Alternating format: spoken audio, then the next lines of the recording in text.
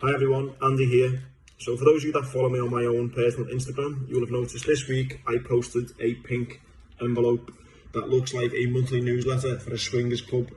The postman handed this over to me. I didn't have a clue what it was until I then got inside, opened it up, and I've been pranked good and proper. It says basically, now your postman thinks you're a swinger. I'll be honest, I don't know who it was to this day now, but it got a few laughs. I posted on my Instagram. Everyone was buzzing off it. It was quite funny. I posted it then to a few of my friends, so now the postman thinks that they're swingers. Anyway, it's a good laugh, and now we've teamed up with them. Swingingcouples.net. You can now prank your friends for the price of £5 only. If you use the discount code that's on here, it is promo code JOKE. You enter that at the checkout, you can get 10% off. Like I say, I was pranked with it this week. I got a few laughs. The postman looked at me a bit funny. I then explained to him the next day that it was a prank. Whether he believes me or not is something else. Anyway, you could do the same to your friends just like I did. It's swinging-couples.net. Log on, prank your friends for the price of a £5. Enjoy the pod.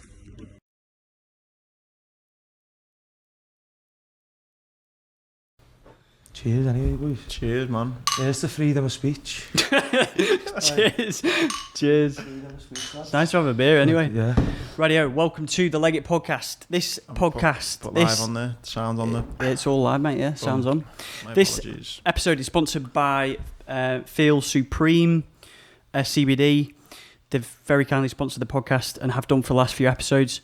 So again, talking about the CBD that I'm taking, 500 milligrams at the moment, flying with that. I've actually finished this completely now, so all done. They've got a huge amount of different products on there, the mushrooms, line main, obviously that's CBD in different milligrams as well. I take the 500 and it's tip-top magoo for me, so yeah, just again, massive thanks, Liverpool-based company. It's just great to have people supporting the podcast, especially them. Yeah, it's a great product. Huge Good people as well, mate. I use a lot of their products. Oh, do you? Brilliant. Again, members of the gym and stuff, so Yeah. Brilliant. they're a top company. Oh, brilliant. Fantastic. So yeah, So, yeah, go and support them. Links in the bio if they want to buy anything. Feel Supreme, yeah. Boom. Radio, mate. Righty-o. Righty. Don't even know where to start, mate. What I said here just off air then, for anyone who's now going to be listening, is I've got so much respect for you in the sense of, mate, it's an uphill battle. Like, Oh yeah. well, even just me, and again, I've openly said to you, me and Tom done a little kind of podcast, didn't we? A bit of a debrief about it. And me and Tom openly said, like we would to you, that, you know, I don't agree with everything you're saying. And the good thing is, you know, you're a sound fella, you can talk to you can have a back and forth, and that's it. Right? That's what I appreciate, that's what I respect. People, to the point of having a go at me, having a pop at me, like completely disregard my opinion on certain things, all because I've gave you a platform, and it's like, hang on, this is fucking... And it was draining for me, and I kind of spoke to you for 2 or 3 hours, and that was it. I know you're passionate about this, and mate, whether you're right, whether you're wrong, whether you're fucking genius, whether you're batshit crazy, for me personally, mate, respect for keeping the fight going, because I was like, fucking hell, I couldn't be fucking arsed with this. Yeah. That many people just arguing with me, disregard, and I'm like, number one, I didn't say I agree with everything that Dean says for starters, but even if I did, like, fuck, like, calm down, like, what's with the... It's heavy, it's fucking... So, for you to be so passionate about it, mate, again, whether you're right or you're wrong, I'm not saying that, but just for having the kind of, listen, I want to give my opinion across, and that's that. Fair play to you. Yeah. Some of them comments did annoy me, I won't lie, but at the end of the day, mate, like, where's freedom of speech anyway? Why does anyone want to silence debate? Now, you know, some of the things I talk about are far-fetched, I get that, and that's why I'm not offended. People might laugh at them or think I'm crazy or whatever else, but the truth is, practically everything I said on that on that first podcast, and I hope we cover practically everything today with some evidence.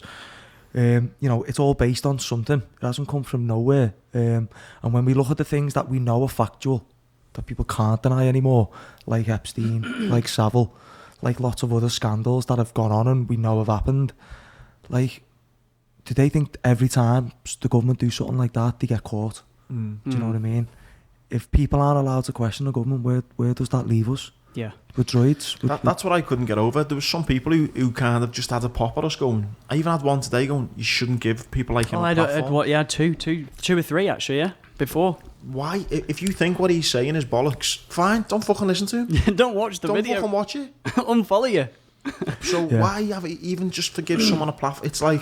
Yeah, and what you've got to remember is I'm using my platform, right, as a place to echo the work of top whistleblowers, top scientists. Like, we'll get on the academic papers and that today. We'll talk about prominent scientists in history. I'm talking about people who are experts in fields that I'm talking about, and you can Google the names and it comes up and it's there for you to look at. So ignorance is really the problem. I think this especially is such a good time to do this. So we are recording it on the 15th, Thursday the 15th of October. Obviously, last time we touched on the vaccines, we talked about Corona. Obviously, Liverpool's in inverted brackets tier 3, and there's videos flying around. Everyone's in different camps. The whole big problem is there's a big problem, which is this virus, and there's 1,000,001 different solutions that people constantly throw in. Whether it's herd immunity, whether it's a load of bollocks, whether it's we need a complete lockdown, a huge number of things. And And your opinion on that, sorry Tom, it depends on what media outlets you are watching. Yeah. I mean, actually, the Americans are going through an election, and I kind of wish we were to some extent, because then it's more of an incentive for them to feel like they're doing the right thing, and to then become elected on the 2nd of November. We're not in that position, are we? We've got the Tory government for 3.5 years or whatever, so do what they may. But I mean, look, we had so many different people in the last episode with part 1 in different camps, and we did a whole episode on that. Of the big one was 70% sort of agreed with you, Dean.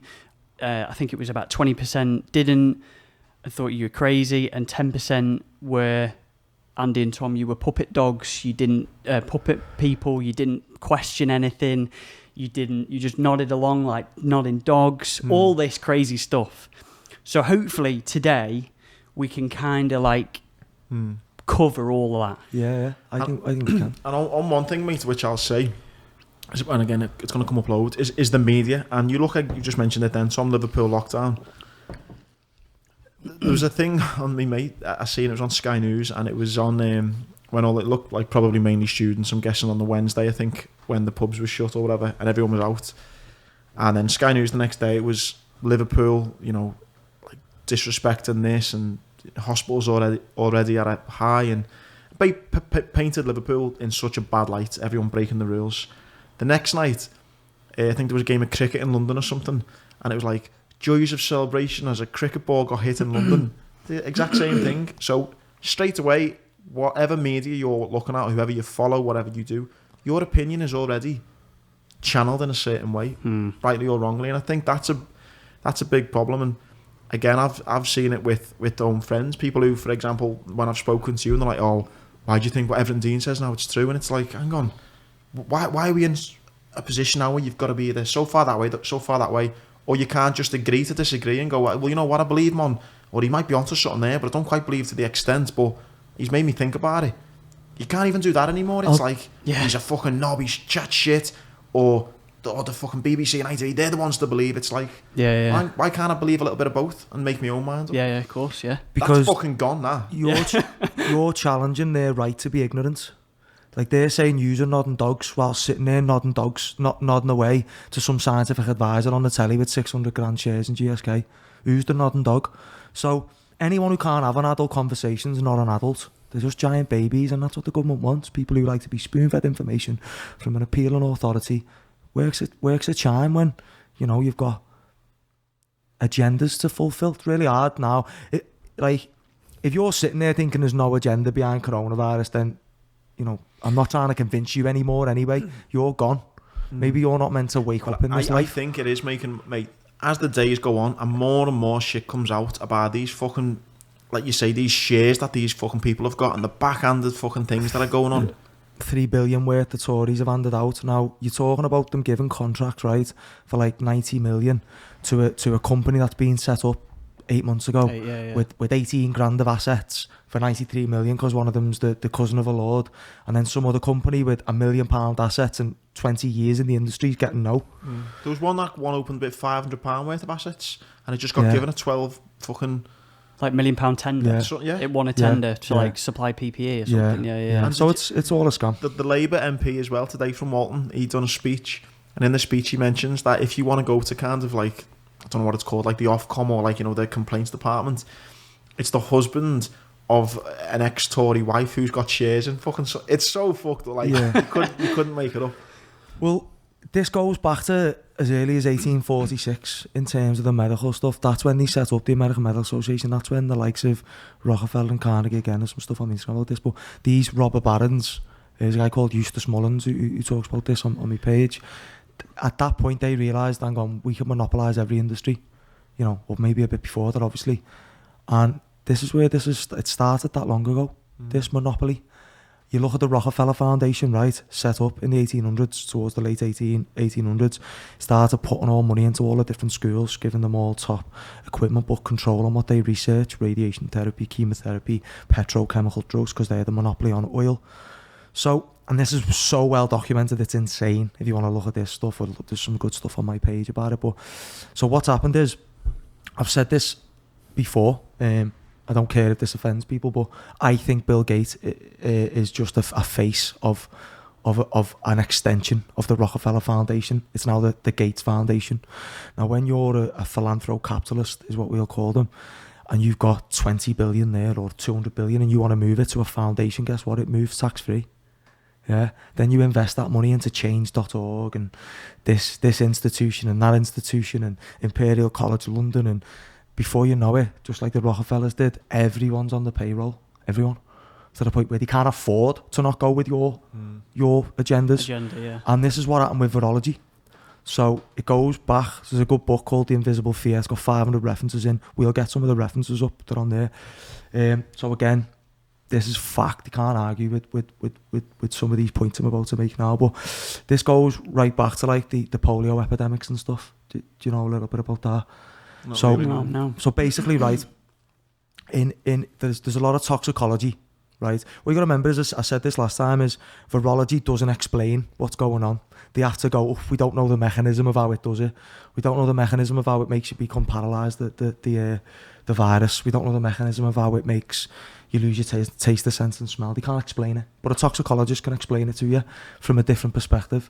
So when we looked at polio, originally it was associated with metal working, like people who work with metal and lead and arsenal. Why do you think unleaded petrol is called unleaded petrol? You just went to a thing of taking the lead out of it. They just took the Do you know lead why they had to take the lead out of it? Because it's a heavy metal, and the kids in prams, young kids, would inhale the lead, and it would slow down and give neurodevelopment issues. Right, so this where? In the brain, from the car engines. From the cars, right. The car engine exhaust with exhaust and Mm. lead in them. That's why we have unleaded petrol. Right, that's why that came about. So, But there's no motive behind that. That was just that's a obviously pure mistake. toxic. Yeah, they realised that it was a mistake. So and then in that instance, maybe they did. I don't know. I haven't looked into that particularly. I just know that to be the fact. So, but I do believe there are cases where they do knowingly cover up the poisoning of people. And if we look at the cases of polio, there's, you know, they were largely like polio epidemics were happening around the time of the harvest, right? And we were spraying lead arsenic based pesticides on the fruit. So like children who were from more affluent families were dropping down with polio, like paralytic symptoms. Not forever, but like some of them were getting over it after months. Some of them weren't. But do you ever think any of this is just a mistake, like a genuine mistake? Surely that must happen in science. I think at that point, well, what you got to remember is they're using lead arsenic pesticides, right? Because they shut down the nerves of the bugs. They suffocate the bugs through paralysis. So they have the same neurons as us. So I would assume, and many people did say, like, you might think there was no resistance to it, but there was conspiracy theorists, you know, calling all this out all the way through. Carrie Mullins, the guy who made the PCR test we're all using, he does not believe HIV has anything to do with AIDS. Do you know what I'm saying? So he got a Nobel Prize. So like affluent scientists call all this stuff out. Hundreds of scientists caused out HIV. But anyway, let's go back to polio quickly. Like associated with metalwork, then it was like coming at the time of the harvest and all that. There's two like main doctors who pushed virology. One was Louis Pasteur, the French guy, and that's why your milk's pasteurised. That's where that comes from, pasteurisation, because he come up with that. And Robert Koch, I talked about Koch's postulates last time, didn't I? Remember? Did you? Koch's postulates, yeah. So that's there was a lot mentioned. Well, that's how you prove, like, that's how you prove a virus or any pathogen is the cause. It's like a set of postulates where you say, like, yeah, we've isolated the virus, we've injected the virus into an animal, the animal's got sick, we've then put the animal next to another animal that's got sick. Do you know what I mean? So that's like what they're meant to have done. And, you know, prominent scientists like Dr. Stefan Lanka and many others really have questioned virology since its very inception. Do you know what I mean? Let's have a little look at one of these papers. Yeah, Scroll down for me, Tom. So just for people Go listening, to this is from 1948, just before they made Salk's polio vaccine, right? It's more down the bottom. So this one, an unidentified filtrable agent isolated from the feces of children with paralysis. Okay, so this is from 1948, right? Now, again, publicly available. Yeah, so you can click on the actual article and get it up. PubMed. So this is where all your published science is. This one here, click on this one. Go down, because there should be a thing that normally looks a bit different. Articles. Oh no, go back up. There should be a thing for you to click on to watch it. There, science, it says full text links. Click that. I think we only get the first page, you got to buy it, but it'll do. I just want to make a point about something. So, if we read this now, polio, they said, was a virus in the gut, right? The toxicologists were like, look, we can explain it. We know what's going on. They're like, no, we want to pursue this virology thing. I think because there was an agenda, you know what I mean? But that's my opinion, right? Now we're just talking about, the information that's out there.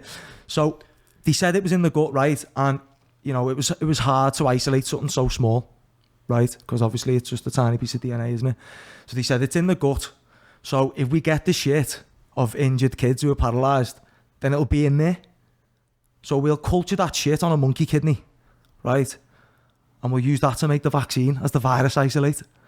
So that's how they fear, like, this is what they use to develop an isolate of polio. And then they injected it into the brains of mice and said, well, the mice are getting paralysed, so the agent must be in there. The virus must be in there. Must be that. By using fucking shit that they cultured on a monkey kidney, and then they started to run out of monkey kidneys, right? So they used something called a HeLa cell, right, which is HeLa. Like, if you just want to read a bit of that or what, because it just explains how they've basically isolated the virus through human feces and through two boys. A 9-year-old boy was first examined. And in the end, what they did with polio as well, they just rebranded it, started calling it aseptic meningitis. And just completely changed the rules around diagnosing it. Do you know what I mean? So what is your stance on this then? On which? On polio, as in it's complete bollocks, I question all this now. So guys like Stefan Lanka are the same, and Carrie Mullins, who made the PCR test we're all using, Nobel Prize winners and that. But the conspiracy theorists, as soon as they disagree with the state, right? So I'm like I said, I'm asking questions. If the virus narrative doesn't hold up, right? Doesn't hold water. We know it doesn't hold water. 86% of people didn't have the symptoms of COVID. Therefore, the main symptom is not to have the symptoms of COVID. Do you know what I'm saying? Now, I obviously believed viruses even... It's only very recent I've gone this next level up on me research. Do you know what I mean? Even when I started thinking, right, vaccines are bad and they're trying to poison us with them, I still thought there was like a virus, these pathogens and that. So again, I don't just run off with these crazy conspiracies. I've got an ever-evolving theory from science, from reading science that's, often discredited by the people the people who are being implicated in the deceit in the first place. Do you know what I mean? So do you not believe in any viruses then? Well, I'm at the point now where it's really hard for me to roll with this narrative, knowing what I know and knowing what I know about exosomes and these agendas. So, like I said on the last podcast, blaming viruses for our illness, it's the equivalent to blaming fire brigade for starting the fires. So as you'll read, if you get into virology, you don't know the mechanism. They're simply now using the electron microscope, which came about in 1932, right? Now we can look and see these tiny pieces of DNA in enveloped in a protein, right? We don't know how they do it. They must get into the cell and somehow do this to the cell. But what you've got to remember is these companies that make the pesticides are usually linked to the companies that make the pharmaceuticals. Do you know what I'm saying? So rather than go, right, it's the pesticides, everyone's going to get paid out billions here. The government's up for it because they've approved this through the FDA or whatever. Do you know what I mean? It's easier to keep pushing the lies and create a need for more pharmaceutical drugs. Think about how much money a vaccine makes when everyone's got to get it. Do you know what I mean? It's highly profitable, isn't it? As we know. Is there not some cases though where it's almost been like what was the medicine that was founded by accident? What was it? Penicillin, was it? Penicillin. Do you not Maybe. think there's some Yeah, because it is accident, like they're trying to, I don't know, make something and then they come across it and they go, oh, fucking hell, we fucked it here, shit, we've just created the fucking virus. Do you not think some of it is maybe a mistake rather than almost like... I would have thought so, but what we've got to remember, right, is the average doctor isn't getting given all the information, are they? And to be fair, we should just mention on that one, Dr. Is it Uz? Dr. Uz. He was cool, mate, and he straight away admitted, was like Dean has probably done, well, he will have done more research on vaccines. And I thought, like, listen, really great guy, and we appreciate his time. I thought that was mad how, not him personally, but doctors knew so little about vaccines. Well, like, not that I didn't believe you, but when you were like, doctors know fuck all about it, I thought, well, he must know a bit.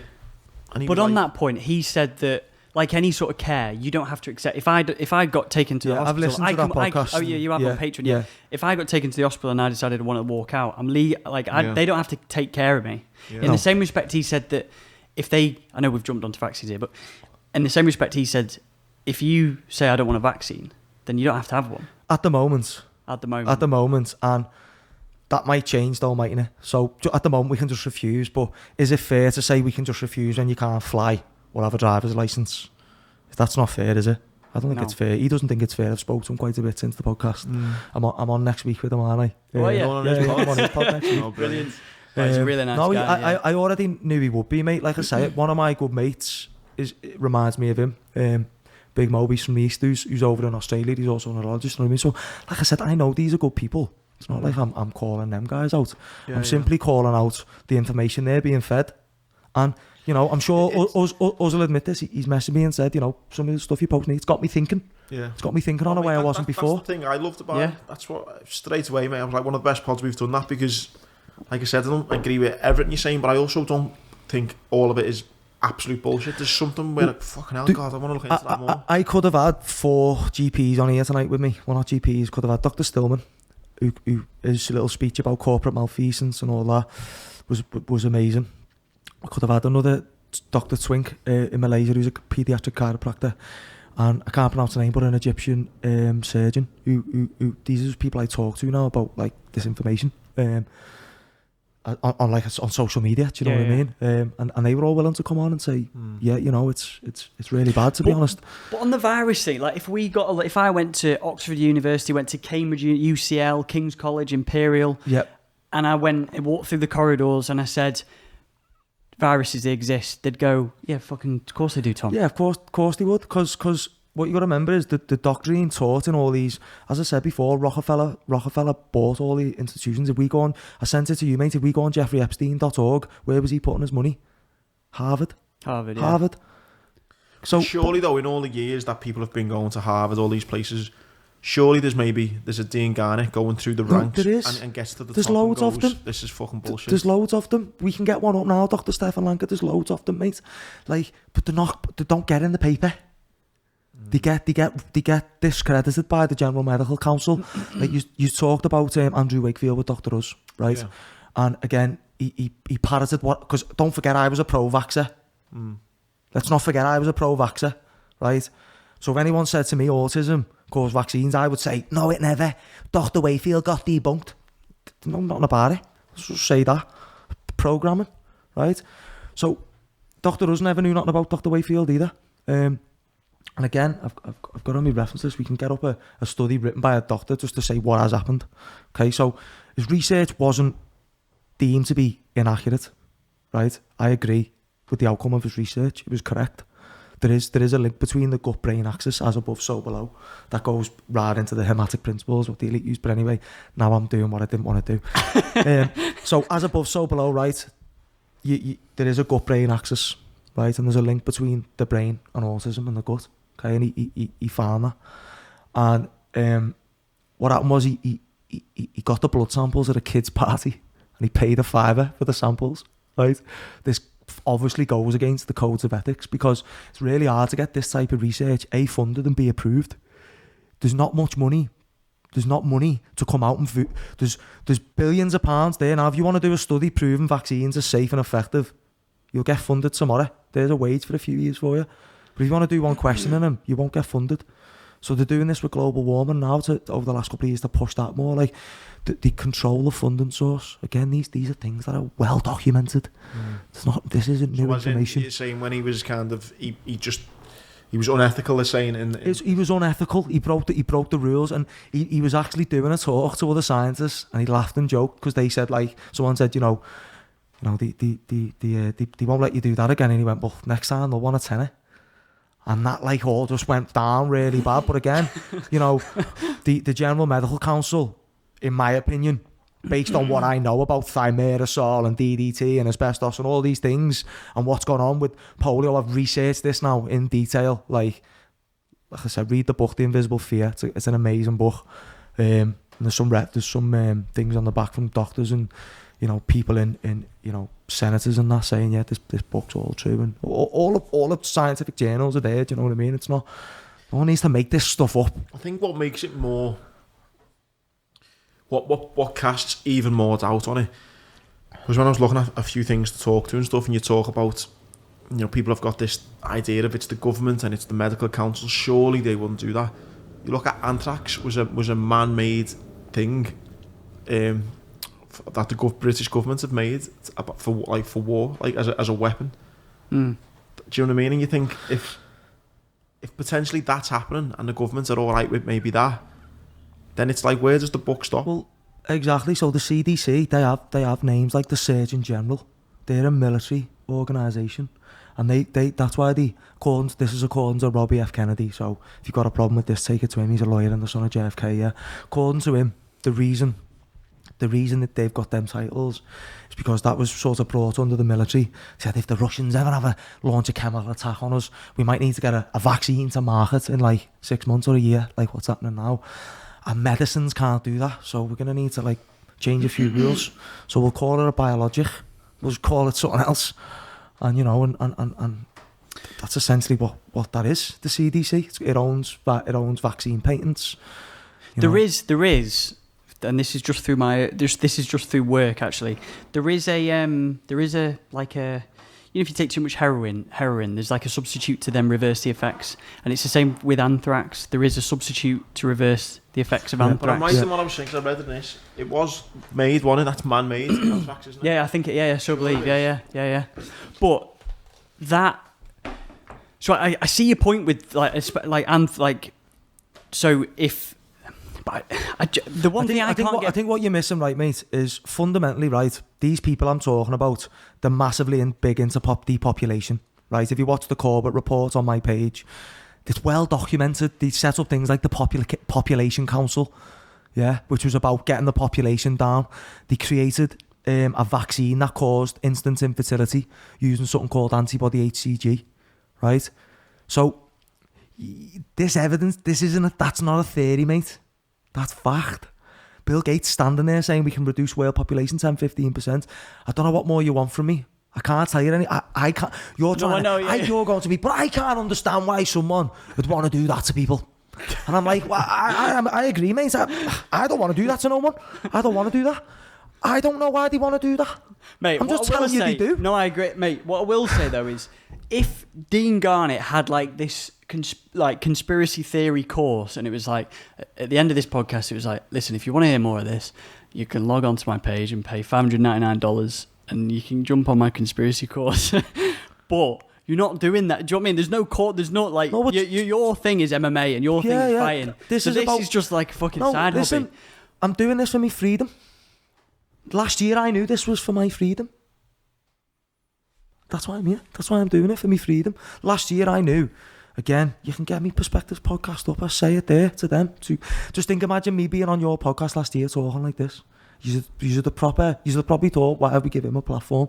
Sitting there saying they're going to mandate vaccines in 2020 and make us have a real ID that we've got to carry around with a quantum dot tattoo with Luciferes in. That's what I was saying last year. You know what I think's like the thing with the vaccine. It's like, and I know there are illnesses, for example, like certain cancers that maybe you don't know that you've got it. Like, I get that, but I seen a thing and it said, imagine that there's such a deadly virus that it brings the world to its knees, and you need a test to say if you've got it or not. Yeah. That just sounds so fucked up. Now, I know so you could have breast cancer, you'd need a test to know if you've got that, but in like, how many % of people don't even show any symptoms? So it's like, you could crack on, you could get this deadly disease, and then it'd be gone again in 2 weeks, and you wouldn't even know you've had it. But it's that deadly that the whole world's come to its knees. Can I explain again how you've got to start spotting the fundamentally flawed thinking, right? Are you a scientist? No. Okay. Are you? No. I'm not either, right? So wouldn't you be thinking, right, I wonder why 86% of people aren't getting no symptoms for COVID? Wonder why? When you're saying that, so that's 86% of people are asymptomatic. Asymptomatic, right? So is that definitely the correct stat? It was by one study, yeah. Now, was it? They've still got... Some of them have got other symptoms, so they might be tired or fatigued or got a headache or whatever, right? But they haven't got those three main symptoms, the ones that match radiation lung injury, loss of taste and smell, all that stuff. Do you know what I mean? Dry cough, fever, and loss of taste. They're the main three, yeah. So 86% of people don't get them. So where have they got it from that they're the three main symptoms? How did they work that out? They don't know the virus much, and this is how it's been from the start. People haven't been exhibiting these symptoms. Are they linking it to SARS or something, saying it's similar to that? Well, you didn't get them. You didn't lose your taste and smell with SARS. Go on. I'm just asking. Shouldn't the scientists be asking the question of what's the difference with the 86%? Why are them 14% different? Okay, let's look at that. We don't know the mechanism of the virus. We're just guessing. We've no idea. The toxicology guys have got a good idea what's going on, but based on our theory, we've got to stick with our theory to get funding. We don't know, mate. So we'll start to make it up as we go along. But I'd be saying, well, what's up with the 86%? Let's look at them. Are they fit and healthy? Okay, well, the strategy is then to make people more fit and healthy. And if they get it, they won't even know if they're fit and healthy. That's not getting done. I wonder what if the flu is asymptomatic. If you don't get any, if you test positive for the flu, is there a percentage? I used to go around last year going, don't let if your kid gets the vaccine, keep them away from everyone else because they're asymptomatic. People go, no such thing as asymptomatic. You can't. Don't believe you. So all the pro-vaxxers last year were all against the asymptomatic. I used to use that as an argument. Now, like I say, my opinion or my belief system, because it is only a belief system. I admit where I've got a belief system. Yeah, I can clearly disprove the narrative, right? But I can't prove what I believe. But there's some evidence that points to where I'm thinking based on high-level scientists, right? Where was I going with that? Flu. Asymptomatic. So all these people weren't having it. So it's a known fact. If you get injected with the flu mist or the MMR vaccine, it's called a live virus vaccine. So they have a shedding period.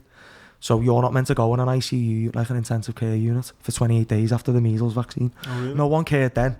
We didn't say, like, we still go in and spray the flu mist up all the kids' noses. Now, which is a live virus vaccine, can spread to other people. As it says all this on the insert. A girl called Ellie Gray from down south, she wrote a letter, gave it to loads of parents, and then, like, the NHS Trust sent a letter to the schools, to the head teacher saying, don't believe this letter, X, Y, and Z, and, like, left a couple of vague references, and then she sent, like, a 13-page letter back with all, like, snippets of the vaccine insert. Do you know what I mean? Because they send out a leaflet to mum and dad that looks like an advertisement.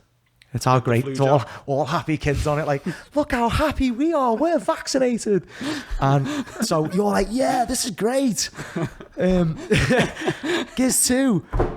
But actually, that's not what they're meant to send you. They should be saying why certain kids shouldn't have the vaccine.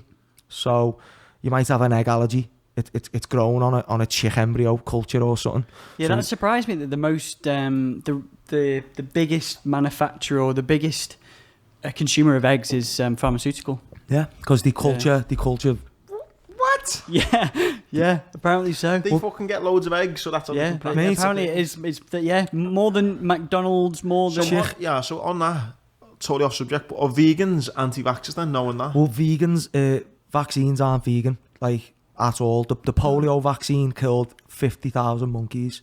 The Salk one that they had to retract because it was paralysing everyone. So surely the killing vegans would be against it then, wouldn't they? Yeah, like... if you're a hardcore vegan. I was meant to bring the book, right, but the polio epidemics had like 200 polio cases. They brought the vaccine out and it went up to like 5-fold. Do you know what I mean? The vaccine was given everyone. Like, yeah, it's nuts. But yeah. That's the thing, I think, though. All these things seem so much more fucked up when, if you follow the money and you see who's getting backhanders, and I don't just mean the vaccine. I don't all want of to it, say too far ahead, but even things that are on the back of the vaccine, like the contracts that go out for the testing, for the PPE, and that's when you start going, hang on a minute, for something that, and again, do you not just think that that's maybe just if you had that company and you said, "Hey Tom, listen, it's not linked higher than that. It's not." I agree. I don't maybe go as far as you think, and it's to do with the higher agenda. But the corruption in it and how they might have had the foresight in it, then there's definitely something more to look into. How far that goes, I don't know. But have you heard of... Let's get the Rockefeller documents up. It's the top of that reference list, mate. This is from 2010, and I talked about it on the podcast, but I didn't get it up. So let's have a read of it. Scroll down to page 28. Oh, you're on it. My memory is good, isn't it? 28, let's click 28. I'm sure it's page... I'm pretty sure it's page 28. Go up a bit, maybe I'm wrong. So, hang on, let's quickly go to the top of the document, sorry. My bad. It's all right. So it's called Scenarios for the Future of Technology and International Development. Okay, so... Sponsored by the Rockefeller Foundation. Do you know what's scary? Just dead off topic before I forget, because there's loads of stuff I'll forget to say. One of the companies involved with like what's going on is called Ipsa Mori. Have you seen that? No. Right, it's like linked to government with this stuff. They're getting contracts with them. It actually means in Latin they almost die or something. Like, yeah. What was that? What do you call it? The etymology. Etymology. Yeah, I just love etymology. You know, it's such a this was published in May 2010. Yeah. So basically, they come up with a scenario narrative. Lockstep, page 18, page 28. So the lockstep. Lockstep we want, right? So this is a scenario of how they might bring about the future technology developments, i.e. facial recognition, all this type of stuff. In 2012, the pandemic, so this is fictional, right? In 2012, the pandemic that the world had been anticipating for years finally hit. Unlike 2009's H1N1, which did nothing and was just another big hoax. This new influenza strain, originating from wild geese, was extremely virulent and deadly. Even the most pandemic-prepared nations were quickly overwhelmed when the virus streaked around the world, infecting nearly 20% of the global population and killing 8 million in just 7 months. The majority of them healthy young adults. The pandemic also had a deadly effect on economies.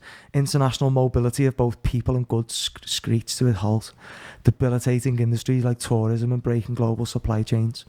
Even locally, normally bustling shops and office buildings sat empty for months, devoid of both employees and customers. The pandemic... That is weirdly oh, yeah. correct. The pandemic blanketed the planet. Through disproportionate numbers died in Africa, Southeast Asia, Central America, where the virus spread like wildfire in the absence of official containment protocols. But even in developed countries, containment was a challenge. The United States' initial policy of strongly discouraging citizens from flying proved deadly in its leniency, accelerating the spread of the virus not just within the US, but across borders. However, a few countries did fare better. China in particular. Why? Why did he want to think China fared better? I'll tell you why in a minute. The Chinese government's quick imposition of enforcement of mandatory quarantine for all citizens, as well as its instant and near hermetic sealing off of all borders, saved millions of lives, stopping the spread of the virus far earlier than in other countries and enabling a swift post-pandemic recovery. Now, there's a guy called Harry Fox who in 2014 did a podcast and said, soon they're going to start locking us down with quarantines. This is 6 years ago. Reading this document, he said, this is the plan, guys. I was going to stop you halfway through and say, but surely that's what you would think you'd do. But then they go on and say China. But how the fuck did they know that? They Do you didn't not think know it's that. just pure coincidence? Yeah, it could be like everything could just be pure coincidence, couldn't it? Everything. There's thousands. Everything's pure coincidence, mate. Event 201. It's all everything's coincidence. Everything. That is weirdly Just coincidence. Keep going anyway, 'cause it keeps. Well, no, I'm just thinking that if this is, I'm just trying to think of the flip side of the coin. Just read the title, Tom. I mean, a world mate, of tighter top-down government control and more authoritarian leadership with limited innovation and growing citizen pushback. That last read bit. that back to me, mate. Okay. Do you think that's a coincidence or do you think that's an agenda? It's time. Like I don't know if you'd ask. What are these Rockefeller? What are they getting from it? Listen, I'm gonna need another beer. Yeah, I'll have another beer, right? So what you've got to ask here. I'll just read that back to you, Andy. You said, what did he get from it? They get a world of tighter top-down government control and more authoritarian leadership with limited innovation and growing citizen pushback. That's what they get. It's in the title, mate. You know what? You've answered your own question there. No, you know what's quite funny though. You know if you read that to someone, right, and they go, maybe someone who's maybe thinks that you talk bullshit, you'd go, it's a fucking. They could go, it's a coincidence, or they could go, they just got lucky with it. Imagine if I went, hey, Tom, I'm going to write a thing in 2010, right? Liverpool. So in 2010, I said Liverpool haven't won the league for 20 years. In 2020, Liverpool are going to win the league, and it's going to be behind closed doors. And I wrote a big thing on fucking this. You'd go, what the fuck, whatever. Yeah. And then there was 1,000 other likewise coincidences that I can That get is you. weird. 1,000. Mate, there's worse than this. Keep going down a second, But mate. why would they publish something like this if Well, they... it's because, Yeah, right, it's let me just- explain that's a good something, point, right? Let me explain how this works. Okay. So, these people write these documents in double speak. You've heard me talking about this. Yeah. If you read books by the likes of Aleister Crowley, you know, this information's out there, they double speak, There's some right? questions coming here. We'll come back to that, don't worry. Did I see no sound on one of them? Or was Yeah, that? it was at the start. Yeah, that. that's Yeah, all right. don't Okay, so... We wouldn't mute you, Dean. Yeah, so that Event 201, have you heard about Event 201? No. Right. I mean, we can watch a YouTube video on it now. Just watch some of it. I've put it on the list, mate. Can we watch a bit of it? It's hilarious. This is in 2019, September. Wait, does this have context to this? Yeah, Yeah, that's context to this, right? Yeah. So, right, as I'm saying, right, not everyone, they're instilling a new world order, right, of people who are complicit, right? They don't win by conquest anymore. They win by consent. So, in my narrative, everything, we're being fooled, right? I'm saying we're being fooled. They're trying to fool us. So these documents are out there for high ups in different organisations to read, to go, right, this is how we're going to get to the next agenda, right? Have you seen the video I They wouldn't shared? make it for the public though, surely. No, they'd send it in. no, they've got to though, because these are the rules of these organisations. If you're the Rockefeller But if Foundation, they're breaking the the law rules in is. so many other ways, then surely they're not Yeah, going to the follow last thing they'd... What What do you mean though? Like, this is a... Well, they're like, breaking the law in... Why? Where? We're fucking killing people for starters. With what? Killing people with what? With these fucking things that you said before about What things? Yeah, for example, when Bill Gates, when they paralysed loads of people and all like the... Yeah, but they're doing it in the name of scientific research, aren't they? And it's all for the greater good, and, you know... I just would have thought putting a document like that online... If they don't put these documents out online, right, these agendas can't be realised. They're not hiding what's going on. This is the point. It's not a secret. That's explaining a narrative to you there, but, like, they're the... Yeah, let's go on the Forbes article first, right? Third one down. Yeah. Okay, so this came out in 2018. It's written by 4 top financiers, and they're saying that the economy was going to go off a cliff edge, right? And one of the people on this is a high up from the Federal Reserve. Okay, so Forbes. Okay, let's read what he said about 2020's economic collapse and what it'd be similar to. The great crash of 2020. Fucking adverts too. What? So many adverts, isn't it? Even that in itself... Just keep going down, anyway, because it's way more sinister. So where do you want me to start here, It's Dean? the guy who is it this first one? Keep going down, mate. He says This was produced in 2018. speaking at American Enterprise Institute. Keep going down. Alan Greenspan, yeah. It's big. know him. It's the one who works for the Federal Reserve. I think it's his comments. Is that all the Right, comments that's it, gone? yeah. Keep going up then. So he compares what he says it's going to go off a cliff edge. Alan Greenspan is the former head of the Fed. Yep. So let's read this. So his biggest worry, is that the right one there? Possibly I not. can't see it there. It says 2020 on it. It says it's going to go off a cliff edge in 2020. Yeah, there you go. Their There you go. consensus of bad So times they will ought to arrive. know, to hear of some of the financial world's smartest folks, today's buoyant times are numbered. Hey, they've been through it before and they know the odds are in favour of a skid. Someday, maybe in the next year, maybe in 2020, the economy will take a swan dive and the market will take a plunge with it. This is as inevitable as getting a cold. There are some germs lurking that eventually will make you sniffle, cough and feel sorry for yourself. The same goes with the economy and the stock market. Yeah, but we're looking for that though, aren't we? No, we are. No, I'm looking for it, of course. I'm going to put it on there to show you that these things are all around you. They're in your face everywhere. It's predictive programming. There's a film that I've just been watching, a series called Utopia, right? And it's on Amazon. There was an English version, which I haven't seen. And it's the 2019 film version. American. There's a virus going around. And there's a billionaire who's like a Bill Gates billionaire who wants to kill everyone. And they're all outside the CDC going, free the vaccine, all fighting to get the vaccine up, but the science saying, no, it's dangerous. So that the billionaires like Bill Gates, guys like, no, don't worry about it. You know, like, it's obvious he's got this depopulation agenda and thing. So they get a pair of twins and they give one of the twins the shot, she dies. But they know, apparently they're like child trafficking victims who've been MK Ultra'd into a role, and they know, they're calling it the purpose. No, we've got to do our purpose. And she's gutted, the other one's gutted, she's not dying for the purpose. And, you know, they give her the vaccine, she dies, then they put the other one in front of the whole world and say, she's fine, the vaccine never killed her. It's hilarious, mate.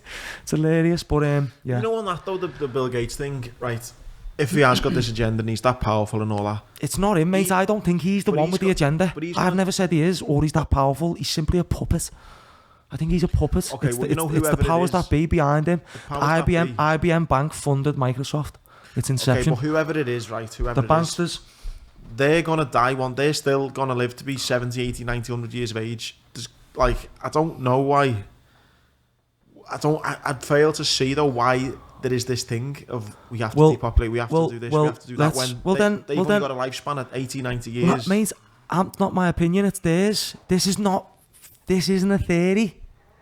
It's not a theory. John D. Rockefeller's done many speeches. Let's just go on my Instagram and let's watch one, because let's hear it from let's just hear it from the horse's mouth, mate.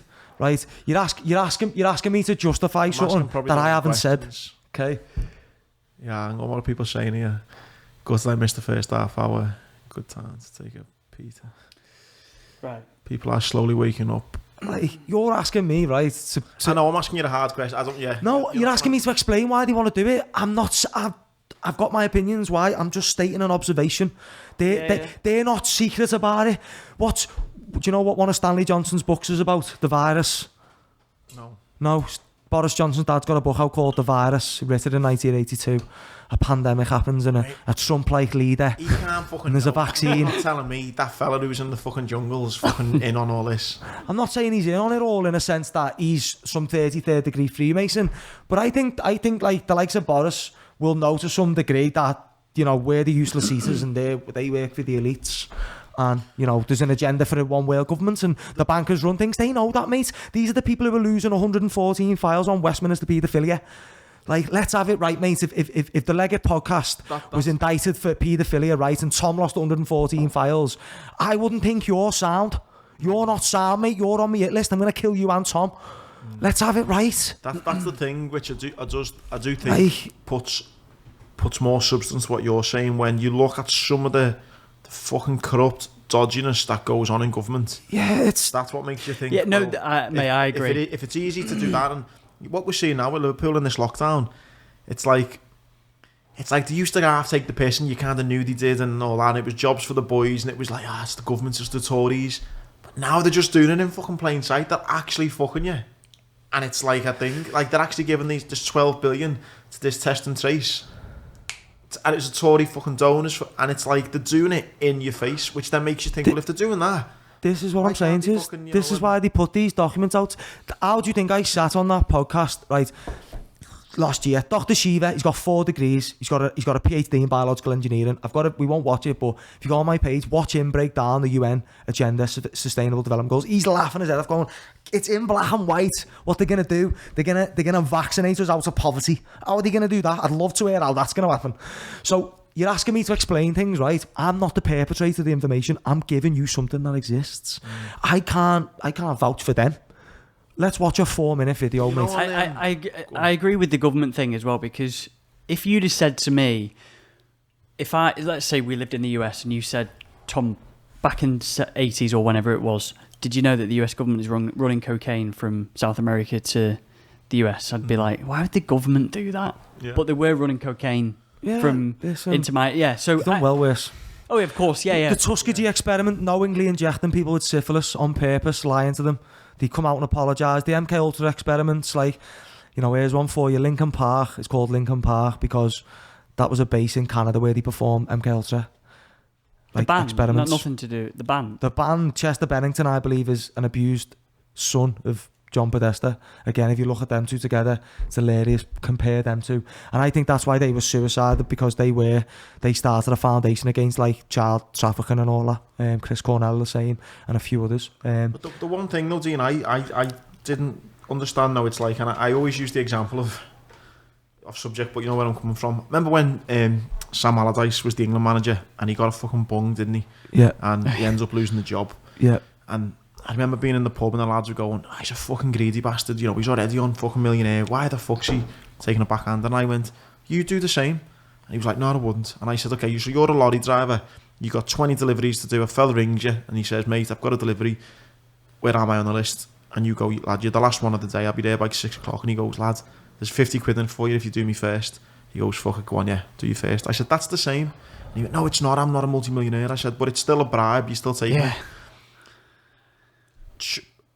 As corrupt as it is and as dodgy and the fucking some of the horrendous stuff they do, could it not be a case of, for example, a Tory, Tom's in charge or Tom's in the know, I've got a test and trace thing, Tom goes, listen mate, you reckon 50,000 people might die of this thing, it's going to cause loads of shite, you know, it's fucking, you know, it's a test for your models, but there's 10 million for you, just fucking do this, go with it, you know what I mean? Yeah. I go, yeah, fuck it, yeah. It's fucking set me and my family up for life. Boom. Me and you are on it. We're kind of not complicit with people dying, but we're not arsed that people are dying. Me and you are both squared away. It doesn't go any higher than that, though, does it? For me personally, I'm not arsed about a fucking one world order. I'm thinking there's 10 million in the pocket for me. Yeah, for me and my kids. Me and my kids, I'm done. Exactly. And you might be in the one world order to a point where you get special privileges in the future. But I agree that actually happens, but where I don't maybe go as far as you're thinking is that then that's then linked to that level, to then that level, to that level, to that level. Is it not? Could it not just be fucking jobs for the boys and it's like fuck everyone? It could just be that, mate. Yeah, could just be that. I've looked and I don't believe it is. I mean, I don't know anyone who's looked and doesn't think it is.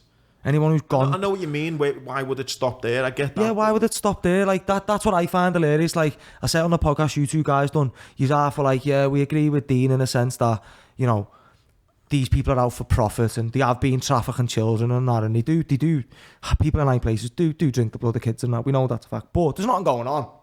It's all sound.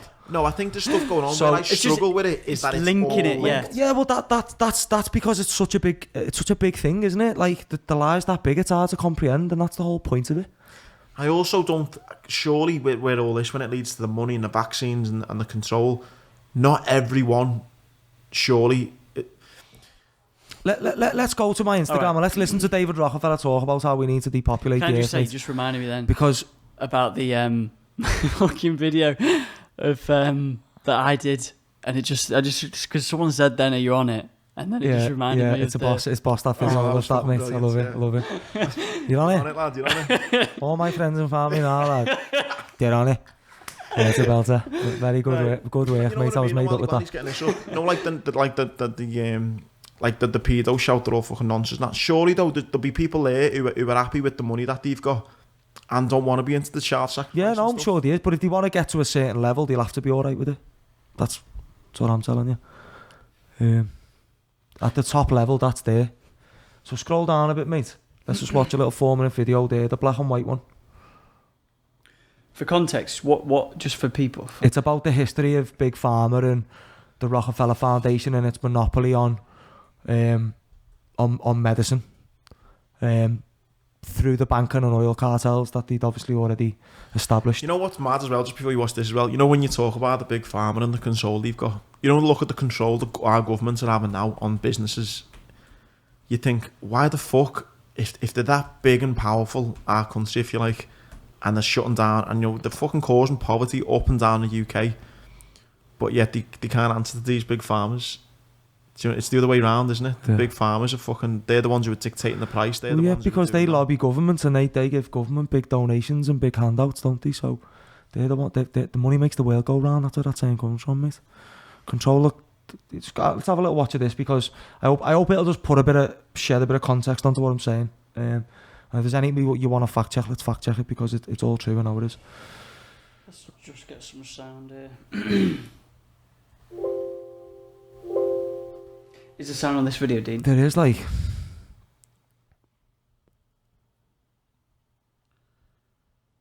Yeah. There we go. Surgery, radiation, or remained equal until the turn of the century. Then, new medical treatments emerged that were potentially very profitable.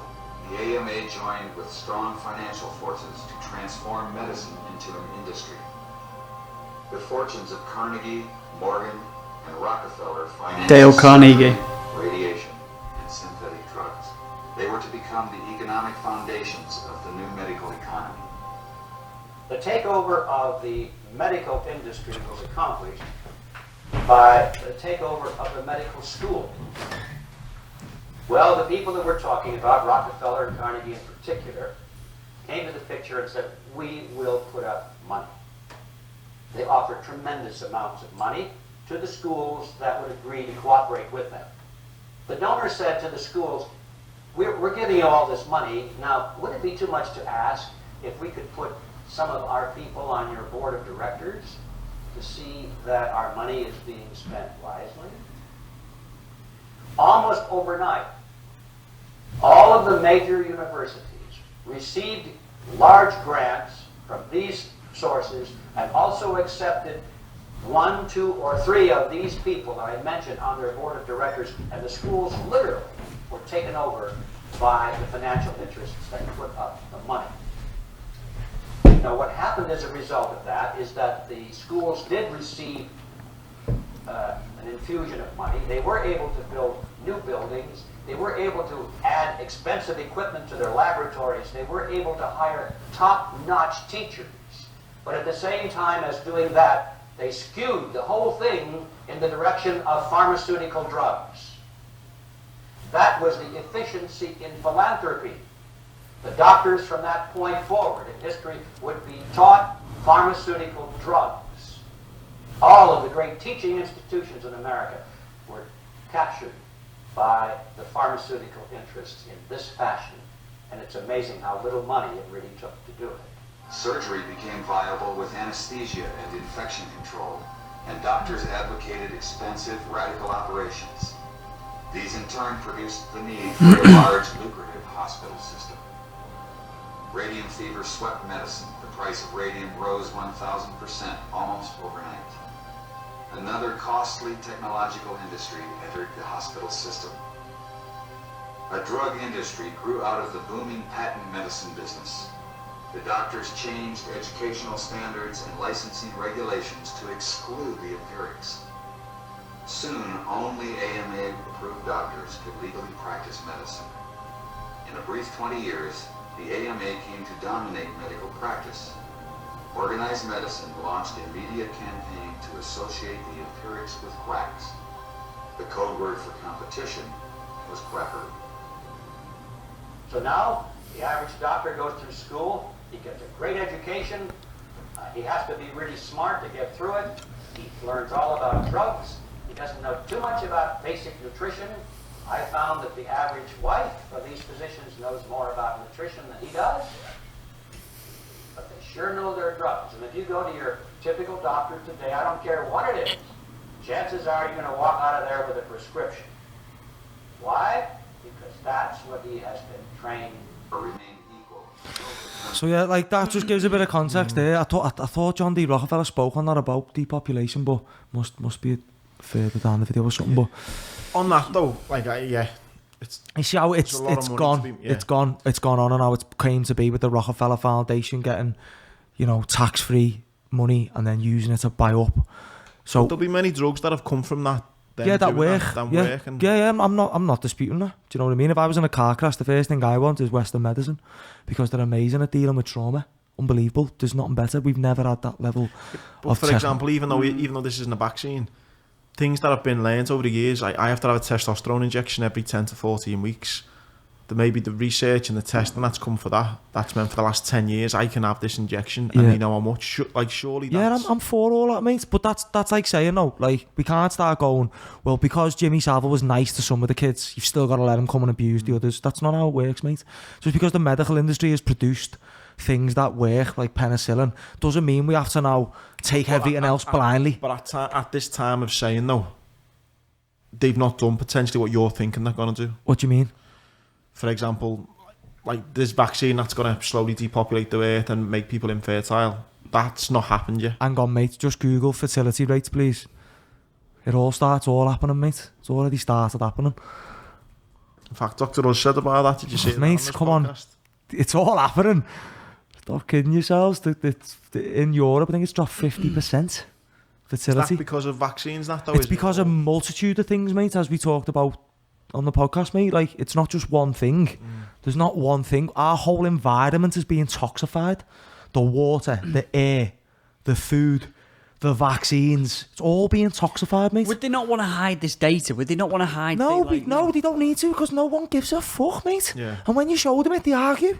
Yeah. You're like you give them. You are evidence, Tom. I'm sorry. Like Andy, if there was like a scale, and I'm a 5, you're about 3. Tom, you're probably still at 1. In my opinion, I feel like that your answer to everything. This is not me getting like attacking you here, but I feel like it's just like, well, I haven't looked into it. Just assumed, you know what I mean? I feel like you can probably say sometimes, well, you'll link it further, but I just feel like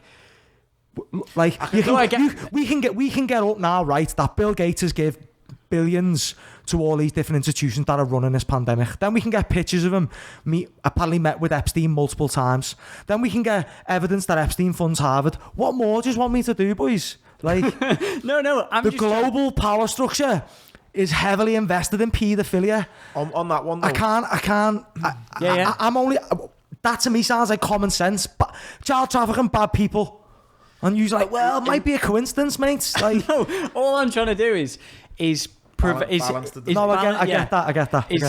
And I know this is not news night, and we don't have to do that. But I'm just I do get it. I do get what you're doing there. Like, you know, I'm going to sound like I'm hitting from 2 arguments here. You know what is funny, and it's also it can be frustrating. Is I can understand where people. I'd say Tom's maybe more of a 2 than, but anyway. That was probably harsh. But you know what's interesting though, and it's funny. I was in the gym the other day. I mentioned it on the podcast, and we literally went from going for a meal and not having cash to pay, to then talking about a cashless society, to then talking about a fucking government wanting to control you with microchips because of the vaccine, because of fucking Bill Gates and the World Health Organization, and then the links to the UN, and then Ghislaine Maxwell to fucking Epstein, to fucking drinking kids. Yeah, but that's all linked.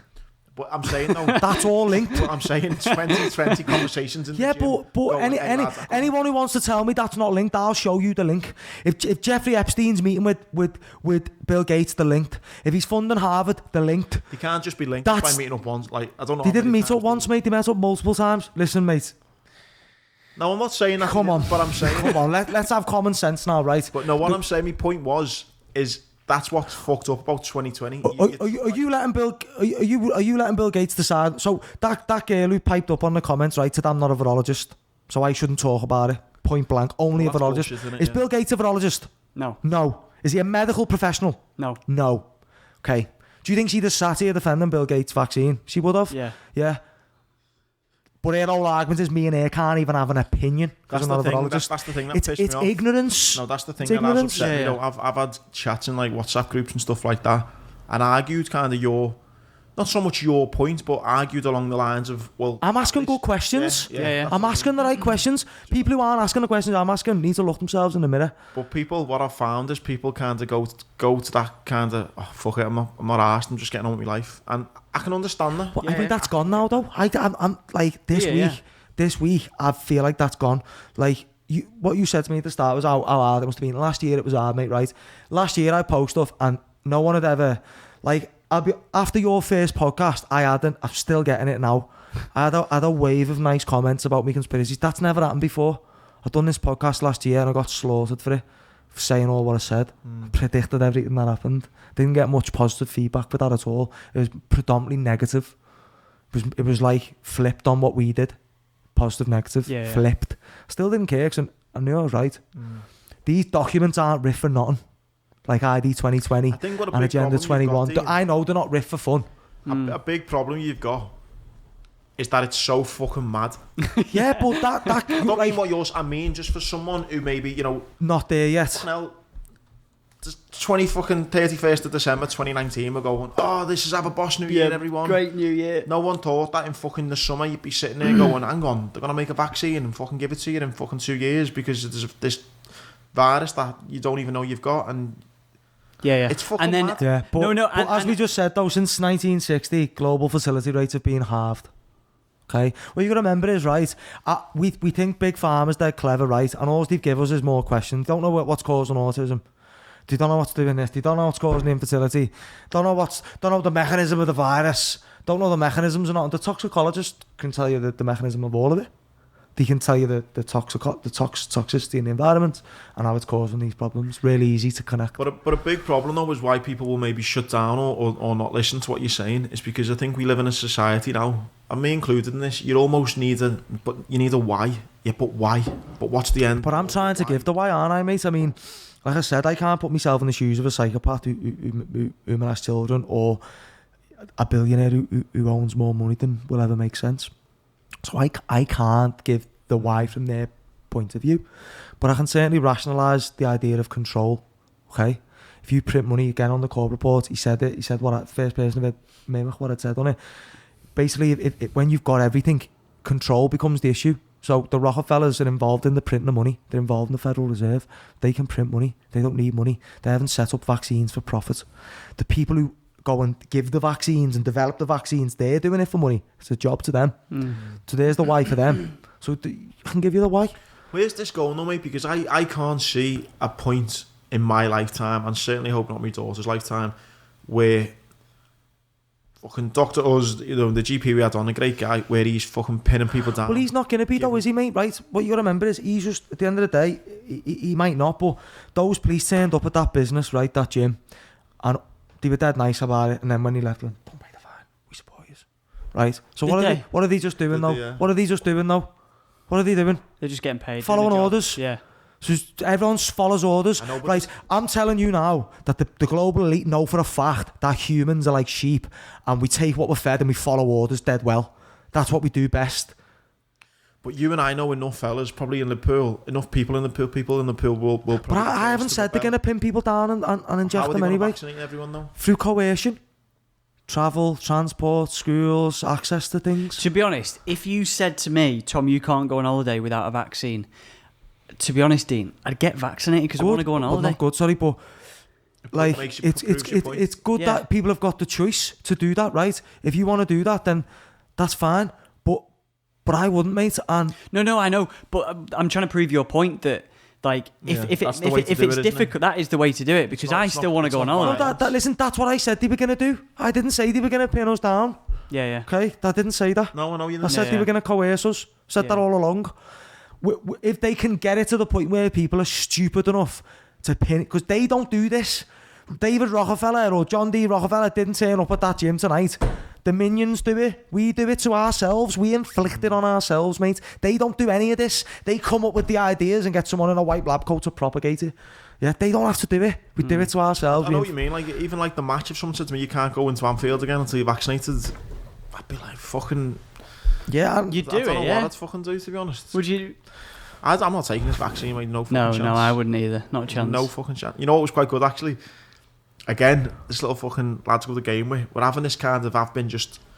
Listen, I believe the coronavirus is a thing. I believe it's an illness. My opinion, I think it's an illness. I don't believe in this overreaction. It's the fucking biggest overreaction, in my opinion. I'm very sad for anyone who's died, but it's a fucking overreaction. And what I thought was interesting is, after the podcast, people are kind of going, oh, fucking hell, I think I've maybe got this now. People viewing me as like maybe, it's all bullshit and all that, which isn't the case. Anyway, I was talking on the chat, and I was like, would I fuck get a vaccine? And what's pissed me off is there's a couple of lads in there, and the kind of rhetoric is through the media. I called him sheep, and they're like, oh, fucking, why am I a sheep just because I'm not listening to you? And I said, well, no, but it's this sheep thinking, in my opinion, where the only end to this bullshit is a vaccine. And I was like, that's surely what they want you to think. It doesn't add up. That narrative doesn't add up. That all this bollocks is going to end when everyone's vaccinated. You're not thinking for yourself if that's what you're saying. Look at the flu. And I just said, and I think he thought that everyone in the group would be like, oh, I'd take a vaccine. And thankfully a few people were like, nah, what the fuck? And that's what pisses me off about the media. Well, that now that there's this thing now where all of this bullshit and all this hardship and all this people being skint and losing their livelihoods, all this will suddenly stop when they go, where's the vaccine? Everyone have it. Yeah. And that's what they're trying to say. And that's what they want you thinking. Like, yeah, if anyone who thinks like that's not thinking for themselves. To simply use, just like I was wanting to bomb Iraq and invade Afghanistan because I was worried about terrorism. That wasn't my thoughts. That was a manufactured viewpoint. Definitely. Do you know what's funny about the media though is when you've been on, I obviously we've all been on holiday, and I flick through the other channels, which is usually like Al Jazeera and Russia Today, and I was in Turkey, I think it was, when Edward Snowden came out against the US government, whistleblowed on all those documents. Russia Today obviously had a completely different view than CNBC. And then when you just put them together, you think, fucking hell, like, of course, like there's such different narratives. Yeah, completely. Yeah. And both could be false, by the way. This is my thing. I feel often that's both false. I actually follow Russia Today on Instagram just to get a different like viewpoint. Some of their documentaries are really good. I'll look at any information. I'm not a bigot where I'll go, oh no, he's not smart enough, I'm not looking at that. I just look at whatever you send me, mate. Like, I've got my own brain. If it's from the World Health Organization, I'll have a look at it. If it's from my neighbour, I'll have a look at it. It doesn't. You've got your own brain. What people, Dean, where people have maybe went where I've kind of like been batting for your side. That's for some points when I've kind of said is I think what people don't, well, maybe not believe you on everything for, is because it's like, how can you be an expert on everything? I'm not an expert. Not an expert, but I mean, I reference experts. Yeah, but it's like, how can, for example, if you were like, right, vaccines, I'm on it, but then you've also got quite a knowledgeable view of the fucking. All right, let me show you something. Go on my Instagram. Right, I know base level information about things that affect us. Right, let's go to me stories. Right, go to the MFs one. I've put this on just because of the last podcast, and let's listen to this. But you know what I mean? You'll listen to the industry. The comments is that the majority of data show no effect. That is not true. Dr. Henry Lai. What is true is that researchers have looked at many hundreds of cell phone radiation studies to see what the biological effects are. Overall, they find that about half the studies find effect and half find no effect. However, when you group the studies based upon the funding source, you find the studies funded by industry typically find no effect, and the independent studies find negative biological effects. Makes sense to me that we need more funding towards independent studies. I put this up a year and a half ago. Yeah. That has been the opposite of what has happened. Sadly, almost all the research done now is by big telecom, as independent science has been completely... Yeah, no, I agree, yeah. The radio frequency radiation work that we did was supported by Motorola. This is Jerry Phillips. The relationship was really very cordial and very stress-free, but only up until we started generating data. These folks were very, very upset and began to talk about how are they going to handle this. Yeah, let's just see that subject there, Tom. Yeah, so that we expect from this the radio frequency. I'm just going to mute it a sec. Mute it, yeah. Just so I can make me point on this. Yeah, go on. So my point I mean on that though, Dean, again, 100% agree with what you're saying, he's saying. Motorola, they want to make phones, so they put research into the damage that phones may do, or the whatever, all that. Where I kind of don't go to the next level is, I agree that they want to make money from that, so they're going to go and fund the research that shows them in a positive light. That's because they want to make money, surely. Where I struggle is how that's then linked to then the... I'll show you now. The higher. I'll show you now. Don't worry. But you know what I mean? Yeah, I'm going to show you now. Go on, let's just Jerry Phillips finish there. They simply accept my interpretation of my study, my knowledge of science, and try to urge me not to publish. This is Dr. George Carlo. He was the chief scientist hired to oversee studies investigating the safety of cell phones and their possible relationship to creating brain tumors. There are no studies that have been done on people who use mobile phones that provide conclusive evidence of safety. His previous work as an epidemiologist Got his house burnt down by Big Pharma, by Big Did he? Telecoms, yeah. Sent a mob after him on that. They've killed some of these guys. Jeff Bradstreet's dead, murdered for exposing autism being caused by vaccines. Horrible. Yeah, it is, yeah. These are cartels, these are gangsters. His funding was pulled and his house was apparently burned down. Surely a coincidence. Coincidence, mate, yeah. It's all everyone's coincidence. Show problems or potential problems in studies that are inconclusive. Now, the industry spins the science as though these studies are evidence of safety. Most are unaware that telecom industry is perhaps more well-funded than the pharmaceutical industry, and just, if not more powerful politically. Their lobbyists are very effective in disseminating and protecting the industry's version of the truth. A simple search on opensecrets.org will show you which politicians have accepted tens, if not hundreds That's of interesting, thousands of isn't it? dollars Yeah. for big telecom, and then just All a coincidence, Tom. Everything's a coincidence, mate. Everything. So just scroll past these. Sec. I want to watch one more thing. Keep going until I say stop for us on this segment, though. Let me just mute it. I want to just show you the Moscow signal, right? So here's the answer to what you just asked me, Andy. Where's the next level up? Where's the government like? I want to kill people with it. Yeah, go back one. Yeah, where that one was talking there. Yeah. Listen to this, and then we'll fact check this ourselves. Okay.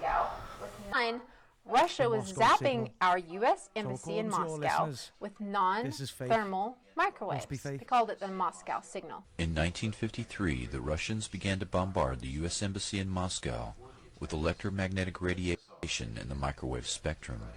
Before the attacks, the USSR had met with the U.S. to try to head off an arms race in electromagnetic weapons, but were refused. In retaliation, they began microwaving the U.S. Embassy. And a huge amount of those people came down with symptoms including Ambassador Walter Stossel developed a rare blood cancer, lymphoma. Several other employees experienced headaches, depression, confusion, even death. U.S. Ambassador Stossel contracted a blood disease, bleeding eyes, nausea, and eventually lymphoma. He and other employees eventually died as a result of the Yeah. Wait, let me explain something to you now. No, I can see a US. Let me just explain something because I know what you're going to say. I already know what you're going to say, right? So, bear in mind, the staff who worked in that embassy got a blood test every week. The Americans said, yeah, they might be doing a chemical attack on you. If you where I'm up to with reading in between the lines of this, right, it's not America versus Russia or none of that. That's all pantomime, okay? The US worked with Russia to test the effect of that signal, right? Of now, phone signals of... It was a weaponized... Now, it was a 2.4 gigahertz signal. Google it. Google what signal did they... Yeah, there's Henry Kissinger. Let's hear that, actually, because he's one of these murderers who wants to depopulate everyone. Go on, carry on from there. Let's have a little bit of volume. Now, yeah? Yeah, please, mate. Yeah. These diplomats were apparently lied to and told that their doctors were looking for exposure to a new type of virus and kept them in the dark of what was really happening while studying their demise. All right. Henry Kissinger, horrible him. Hazard paid embassy personnel in the 1970s. After the story leaked in the 70s, the government put up copper shielding, and Samaritan Henry Kissinger arranged some hazard pay for those guys for their subjectation to an experiment that they didn't sign up for. I bring this up because, one, this is proof positive that our government knows that low-level microwaves over time cause... Bring this up because, one, this... So let's just cut that there, right? So Dr. Henry Lai, Jerry Phillips, that George guy, they're nutters. They're conspiracy theorist idiots. And that never happened, mate. And your mobile phone's dead safe. All right? No. Happy with that? Hey, to add to that kind of thing, it's that. Did you see what's happening just here in the UK? That is it Gove was on TV when he was talking about the Brexit deal, and he was like, "I will not allow our food standards to drop." Yeah. and then he fucking voted Yeah. for them to get dropped in Parliament. Yeah. It's fucking bollocks, innit? How you can believe anything. My point there, guys, is right. This is my belief system. Don't bother crying in the comments. I'm not asked. Right? Really don't care. Okay? But my belief system is that these governments have known for a long time that the weapon of depopulation is going to be EMFs, electromagnetic frequencies. Okay, we could get studies up if you want to get some up now. Sperm counts, you think that's doing that as well? It helps towards that. That's again the science saying so. Do you want to get some science up, or the people at home are up for it? Everyone I think knows. Like, yeah. Right. So it's not. Right. So if you get the bus from mine to town and they sit up top, you'll go past about 50 5G boxes. Right. Now, that was non-iron rate. That was, so go on Google, mate. Just Google what frequency did the Moscow signal use. It was a 2.4 gigahertz, which is what your phones are on now. Not my phone, but your phones. I'm on a lower one. So 2.5 and 4 gigahertz, right? Now Google what your Wi-Fi is in your phone. Ask what frequency.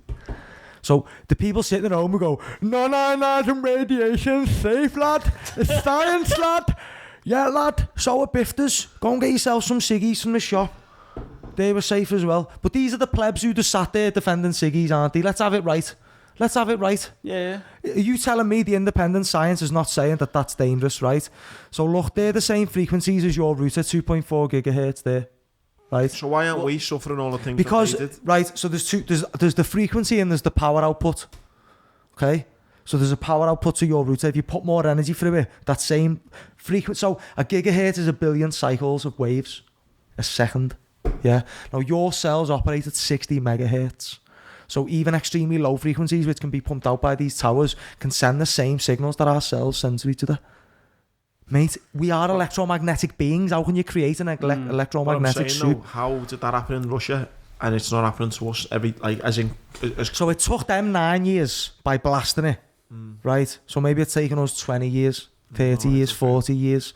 Well, as I said before, the power to your router and the power to that device they were firing at the embassy is massively different. Oh, right, yeah. No, the frequency's the same. Yeah. But the power output is different. But surely because they're all walking around, they're getting the same impacts that who? The Russians? No, the whoever's doing it to us.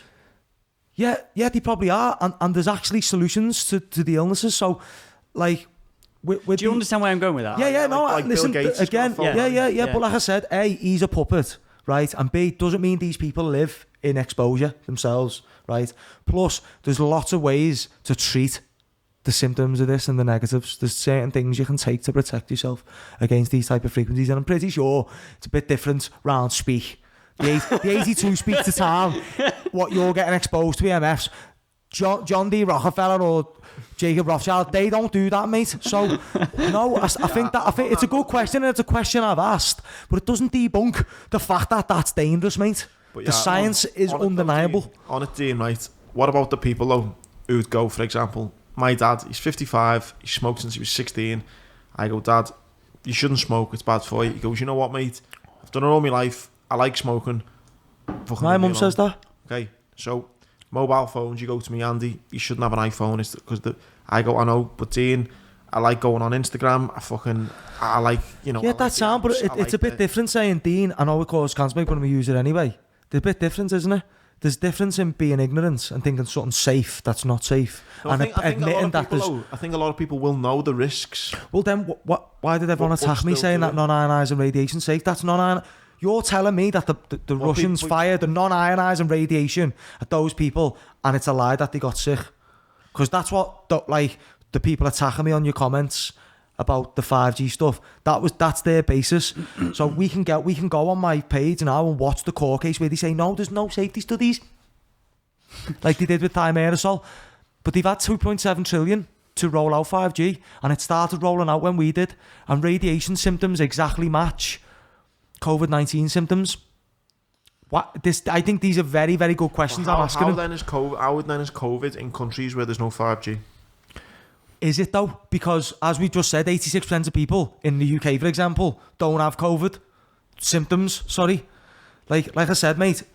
a COVID hospital admission. Tom could test positive today, right? Have no symptoms because he's flying to Dublin tomorrow. Gets home, breaks his leg tomorrow. If he goes in the hospital with a broken leg because he had a positive test 14 days before, he's a COVID hospital admission. You telling me he's a COVID hospital admission? I bet you there's places in Africa or somewhere now. Yeah. That they don't have no 5G towers. There will be, mate, but it'll be someone dying of pneumonia and they're going, right, we'll call that COVID. Listen, I'm not saying that 5G's killing anyone because I'm saying that's not happening yet. That's what's to come. This is the future of it. This is where it's leading. This is why they've needed this cover story. Do you really think they'll do this to the world? If not, if no one's going to drop dead soon, I believe people are going to be dropping dead eventually through vaccine failures and potentially 5G exposure. It's going to cause radiation pneumonitis, in my opinion. I wouldn't believe that if the 2.7 trillion had spent $500,000 was proven otherwise. But instead, they've chosen to use science from back when they said asbestos was safe. Just like they did with thimerosal and go, yeah, it's safe. We done some tests in the 1928 or whatever. The people who are so against this fact. I mean, I know probably this is the. Well, I was out campaigning against 5G last year because again, and now where big corporations not safety testing something publicly or allowing independent safety testing, history's repeating itself. At what point are we going to look back at all those things that keep bringing up? Like the people who maybe who haven't really got an opinion on 5G or people who think people like you are crazy for protesting against it. You only got to look at tobacco was all right once. Exactly. You know what I mean? McDonald's was like. The health benefits of McDonald's, they fucking sponsoring the Olympics. Do you know what I mean? So let's have it right then. That nothing I've said's baseless, and the only other way to say it's not what I'm saying is to say it's all coincidence. It's all coincidence. It's all coincidence. We're not safety. Right? It is. Your only argument to what I'm saying is coincidence. You know what I will say, which is have you got anything other than that? Do you know what I mean? You know what I will say, which is sad, and I don't know the answer to it, and it's fucking sad. Is like the only way that people are gonna believe you, right? Is when it's too late. Yeah. If that's the sad thing about it, though. I know, and like I said, I'd rather not be talking about this, mate. I'd rather be sitting on here today saying how boss me gym is and how good me fighting skills are and all that. But there's pressing issues now. I said it to my business partner, he's very much like you two. Like, my business partner, Phil, he wasn't banging into these conspiracies at all. Like, I probably annoy them a little bit when I talk about them. He wouldn't want to listen to me, to be honest. And he done a post recently on his Instagram saying, like, you know, this is hard for me to say because I hate it when he's right, but everything he said's come true. I don't want him to be right. I'd rather he weren't right. But should we start paying attention? Yeah. Because everything he's saying's happening. And I'm surprised there hasn't been. It's just on that, when you just say about that pushback, where we had that Rockefeller thing up there with the citizen pushback. Like, I feel that October now, we're literally in the middle of the seesaw where it goes one or two ways, which is, I'm so surprised that I haven't seen more stuff in Liverpool of people. It's only just started, doesn't it? I know it's only just started, I know. To be honest, mate, like, we're getting there now. Like, the response I've had over the gym's closing's been insane. Did you see that video a guy called Barry Maguire put up? He was like in a boxing gym, he was swearing a bit and stuff, but I thought he spoke dead well. And he said, listen, we need peaceful protest. And I'm game for this, mate. If Saturday doesn't work and they don't back down, this is what I want to do next, right? I want to set up a 24-hour training station outside Joe Anderson's house. Right? Weight benches, pads. No? And let's get all 150 Liverpool gyms, bodybuilding, fitness and MMA. And let's make sure there's a round-the-clock rota of people exercising loudly outside his door, and if the police turn up and try and move you, say, mate, I'm exercising outside in a public space. That's what you told us to do. We're here pumping weights, we're hitting pads, we've got nowhere else to train, we'll train outside Joe Anderson's house. That's how far I'll take this, mate, right? Because I know it doesn't stop here. I know this is all about the vaccine and destroying the economy. I already knew this. I already knew they were going to go after small businesses. You hear me talking about this on the podcast last year. I'll tell you now, you're going to lose your car and your house before 2030. You'll sit and think that's nuts. But I'll say that even more confidently now, having hit 2020 and all my prophecies start coming true, because again, these are things documented. Okay, this is not what I think. You know what I feel sad though, mate, and I'd never say this kind of "I told you so" thing because people have died and it's not good enough. But I've been on this kind of, no, it's a bad thing, people are dying and it's sad and all that, but the overreaction to it and the impact it's had on everything else, from the start I've had the exact same opinion and it's not changed. I think it's fucking, there's no need for all this. You know what's fucking, again, I'd never say I told you so, but you're seeing now, because there's fucking loads of people who hate their jobs and they're on furlough and they're in the garden in the sun and it's fucking, this is great, oh, fuck, it doesn't matter, oh, I'm not really thinking about that. And slowly but surely it's getting a little bit closer to it home, and it's like furlough's finishing, they can't go with their favourite boozer, they can't go with the match, they're having to quarantine after work holiday, and it's like, it's fucking bullshit this. Well, that's a way to positively reinforce the agenda. But I feel like going to people, don't you fucking dare start moaning about this now. I've been moaning about this for fucking 7 months, and now you're, oh well, you know, and but what, you're leaving upper level from that, so how you're not going, I fucking told you so. I don't know, because I'm still busy trying to wake people up, mate. This is clearly a pre-planned event, what's happening and what's taking place. They're now saying they're going to lump flu figures with COVID. How dare they? In the winter. Yeah, how dare they? Let's have a little look at Event 201. You'll laugh your fucking socks off at this. Wait till you see this fucking pile of shite. Like, this is 20. This is from 2019, right?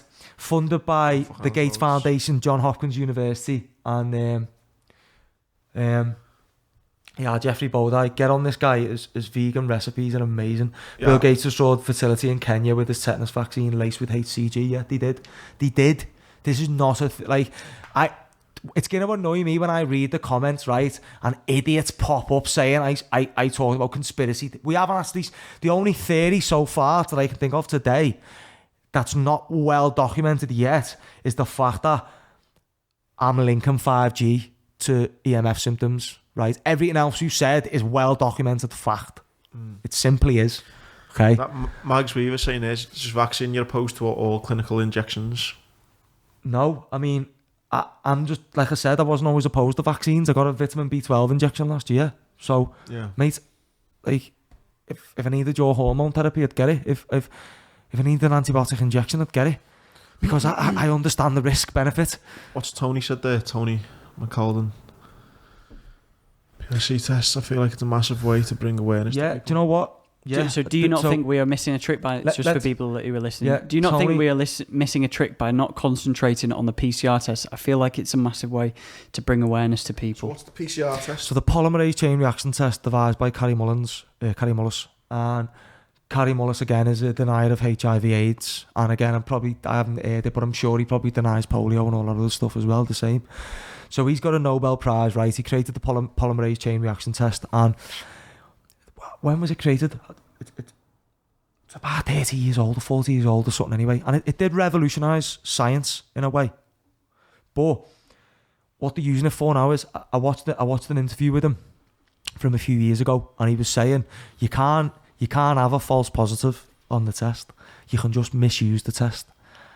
Now, if he was alive today, I have no doubt he would be on the news if he could get on there saying, do not let them test you with the PCR test for what they're saying, because the PCR test, it amplifies genetic material, right? Just for people who don't PCR, as in it's for COVID testing people. It's used for all kinds of things, right? It's for amplifying pieces of genetic material, so they can get a short segment of us. So if you imagine your stranded DNA is like 40,000 chains long, of all those little codes or whatever, and what the PCR does is it gets like a 400 long chain of that. So it takes a little 1% snippet of it or less, and then it amplifies it 45 times. So it's just repeating the same sequence. But now it gets big enough that they can see what it is. And then say, right, that looks like it might be HIV. So it's not getting the whole thing? No, they're not going, right, there he is. There's SARS-CoV-2, because they've never isolated it. That's not happening. So what you think's happening's not happening.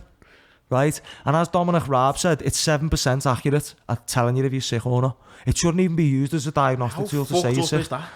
Hey.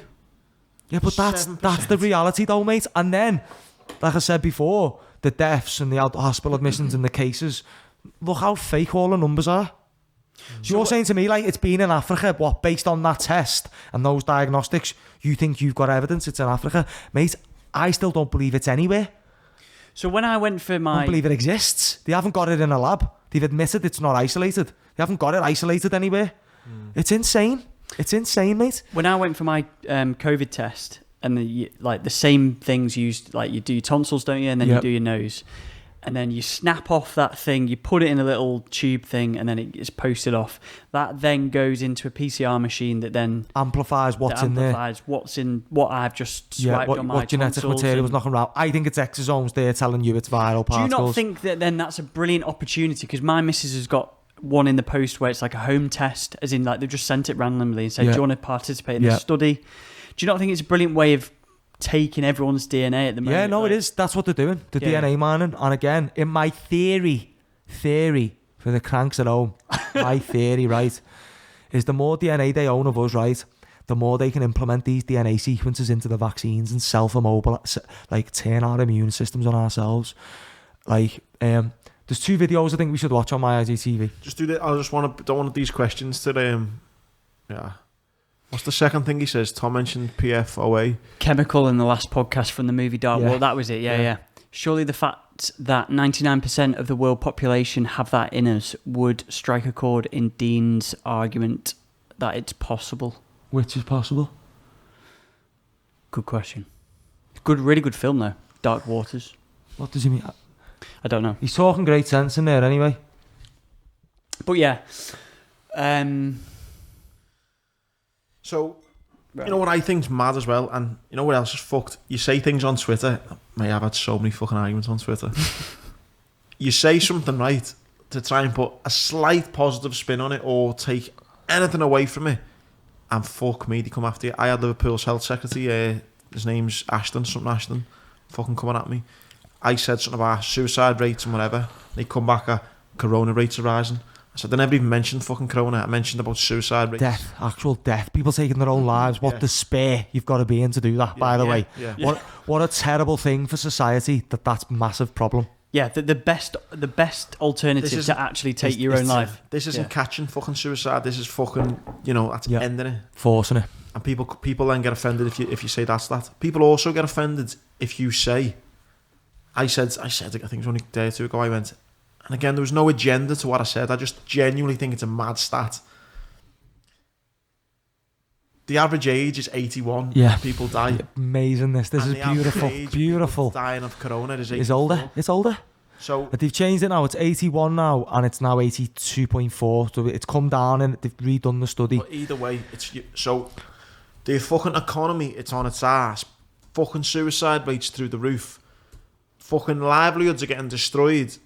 And yeah, if you catch corona, the likelihood is that you've lived a fucking longer life. I said 82.4. So if you sadly, which I'm not, listen, if you die of corona, it's fucking sad, I'm sorry. But if you've died of corona, on average, you've lived a longer life than if you haven't died of corona. Yeah, and more people are still getting hit by buses than are dying of corona under 45. So let's get rid of buses. And again, let's get rid of buses. But you can't say that without offending people. And no, but mate, that's what pisses me off. The other day there was 16 in a week beginning September 20th, or it might have been a day, and it was a day or a week. There was 16 accidents at home that led to deaths, and 17 corona deaths.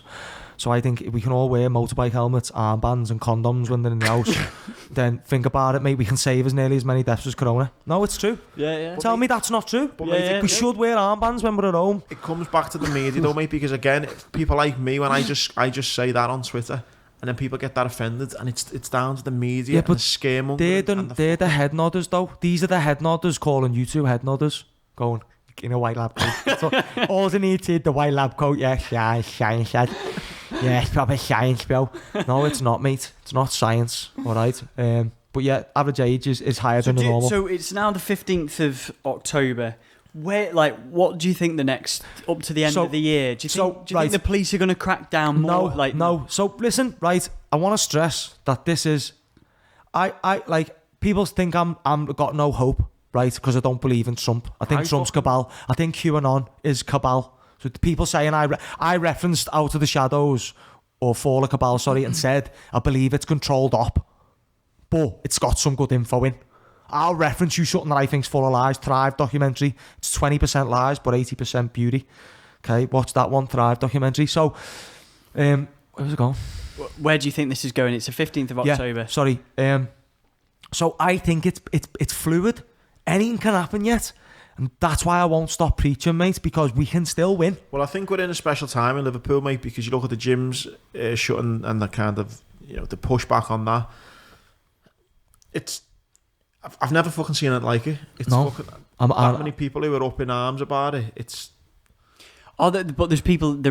People aren't on the streets yet, are they? Which, not yet. Surely but that is. Well, this is going to be a bit depressing, but basically, I think at the end of the year we're going to be all right. They're testing the police to see if the police will enforce what they want. They're testing us to see if we'll comply and acquiesce. So I think we're just starting phase 2. Phase 1's gone. Phase 1 was the initial get on this, the intro. Yeah. Now we're doing a bit of a test. Okay. We're going to get up to Crimbo and they're going to try and take a few small businesses out.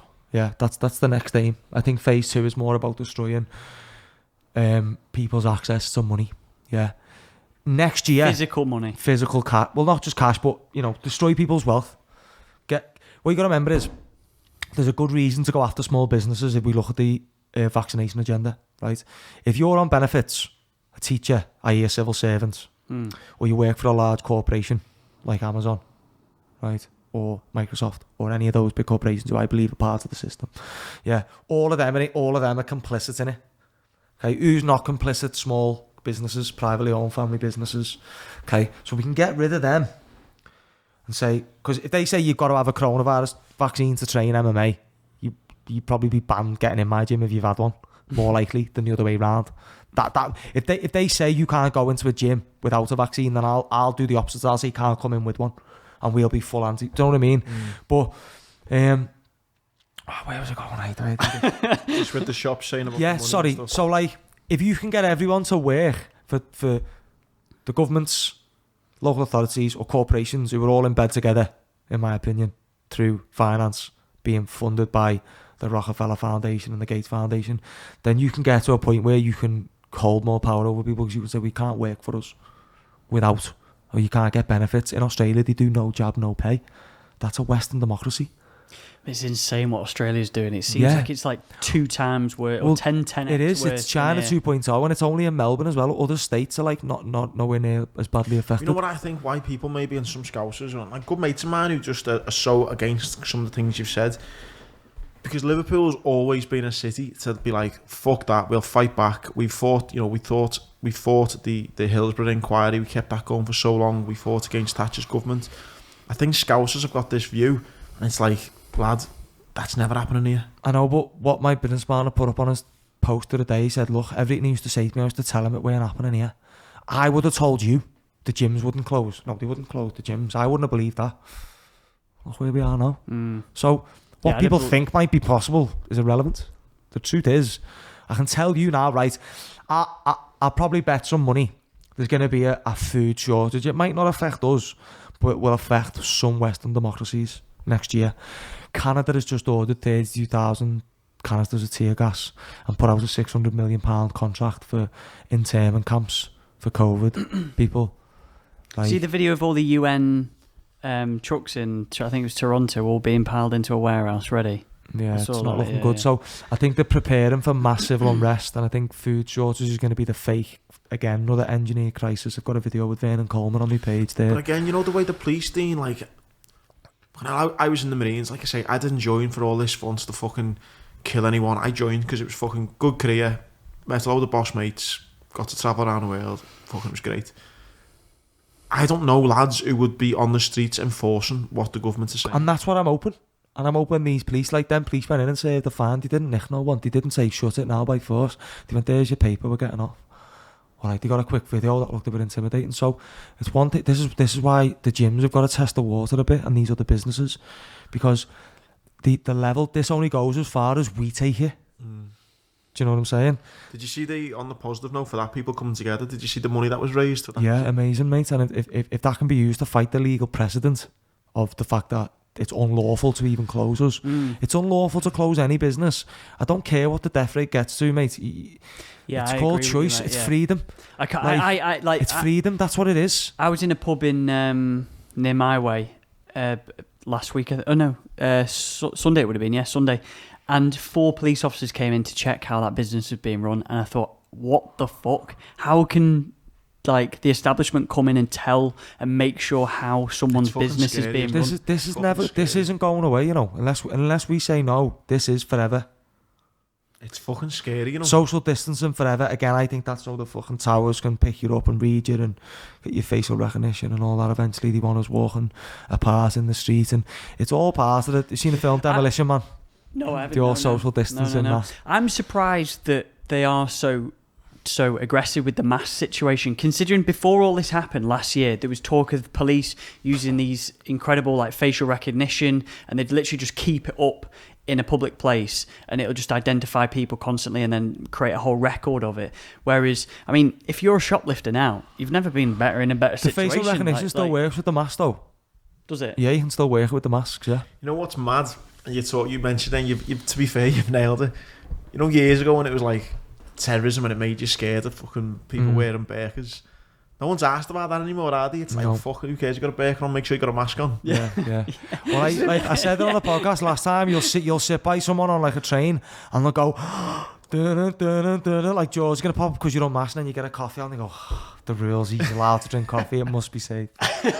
It's amazing, mate. It's amazing. Like we are proper creatures of habit, and we're so easy to brainwash. It's much easier to fool people than convince them they've been fooled, and that is the truth. You know what makes me sad though about all this though is sometimes I'll have a conversation like this with open-minded people, and you're like, yeah, fucking hell, and then I go to my gym, and all the lads in the gym are like, you're on it, and you're like, yeah, it's all fucking bullshit.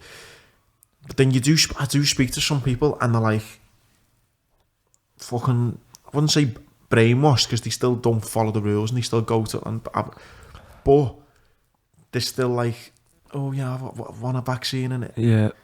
And that's the bit where I kind of, I see my dad every day, my sisters, my family, you know, friends who are on, like, thinking, I wouldn't even say normal, but thinking like rational people like us, go to the gym and it's the same, and then I just speak, and then I get a bit of hope and think, nah, no one's fallen for this.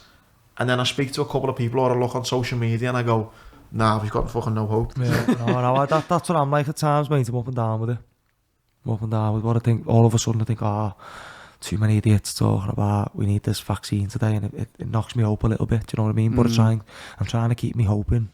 I'm just hopeful that, like, eventually something, I don't know what, you know, when I used to travel with work a lot, and I used to go to airports and they were booming, you know, there was stag doos, there was hen doos, there was that busyness, you know, you go into a town, whether it's Liverpool, Manchester, wherever, and there's an atmosphere about it, you know, or you go into a train station and there's an atmosphere. I miss all that. Well, that's what they're killing. They want that gone forever, mate. They don't want you to have that. You know, that excitement when you go to an airport and there's like, it's busy, or a big city and it's busy and there's things going on, there's tourists, there's things going up, there's musicians on the street, there's just all this wonderful stuff that like all city culture, energy, energy, and you know, people outside having Thursday afternoon drinks at 4 p.m. with work colleagues, and just all that is just completely just obliterated, and that's like, I just can't wait. No, it's sad, isn't it? It is sad, really mate. It's sad, like, yeah. I'm more like gutted for the kid. I haven't got kids yet, but I want to have kids soon, and I'm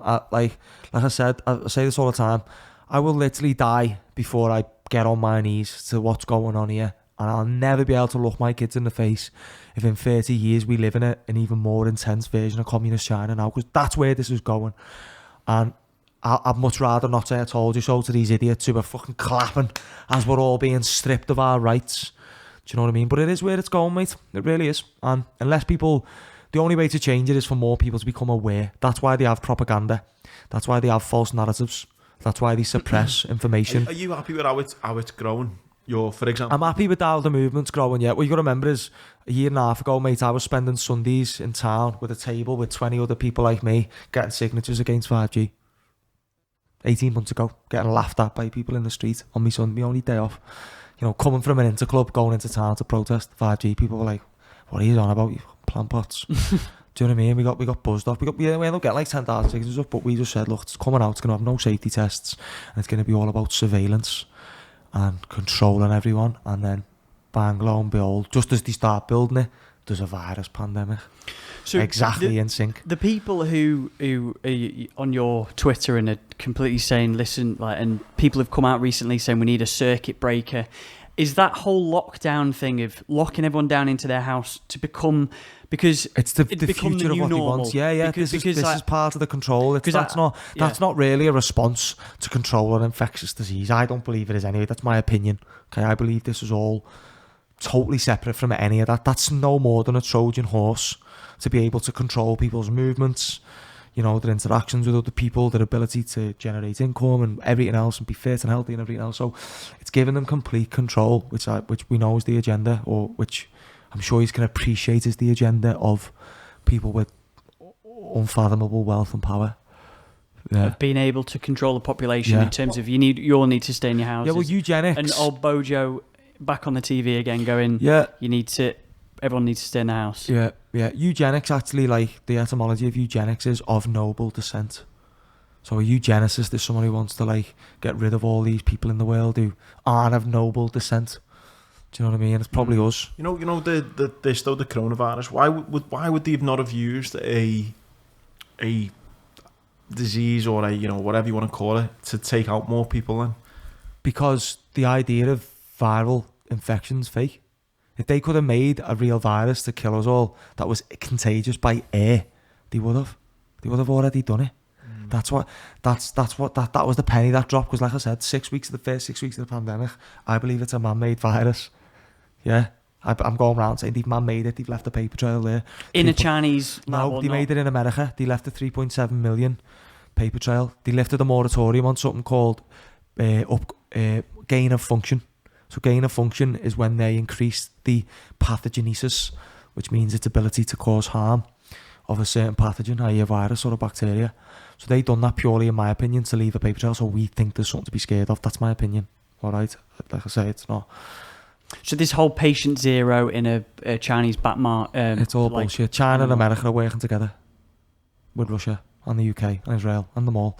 The nations they're not working with were the ones they've gone after lately, like Gaddafi and, you know, some of the African nations in Syria and that. Iran, they were trying to make Iran. They were trying to sell oil in euros and create the dinar. One of my friends said, she listens to all the podcasts, she said that you can now buy oil in other than dollars. Didn't know that. Interesting. Apparently recently. I don't know how true that is. I've not didn't think. I just thought that I need to shoot the loo. Yeah, of course, mate. Yeah. See if you can buying oil in other than dollars. Oil. Anything other than US dollars. So in August 2018, Venezuela joined the group of countries that allow their oil to be purchased in currencies other than US dollars, thus allowing purchases in euros, yuan, and other directly convertible currencies. Other nations that permit this include Iran. Yeah, it's only recently. I only thought that was a case of the. I think on the stock market, isn't it? I think. That's because it's easier for. If you've got one currency, it's easier for everyone else to deal in that currency rather than it's like if I was selling to fucking Venezuela. If I was selling this laptop and you go, listen, I've got euros, Dean's got US dollars, Rob's got you know, what I don't know, pesos or whatever, then it's just a way of bringing it all together. But that is, personally, how did just while you're so Venezuela. Dean is allowed their oil to be purchased in countries other than US dollars. But yeah, that's interesting, isn't it?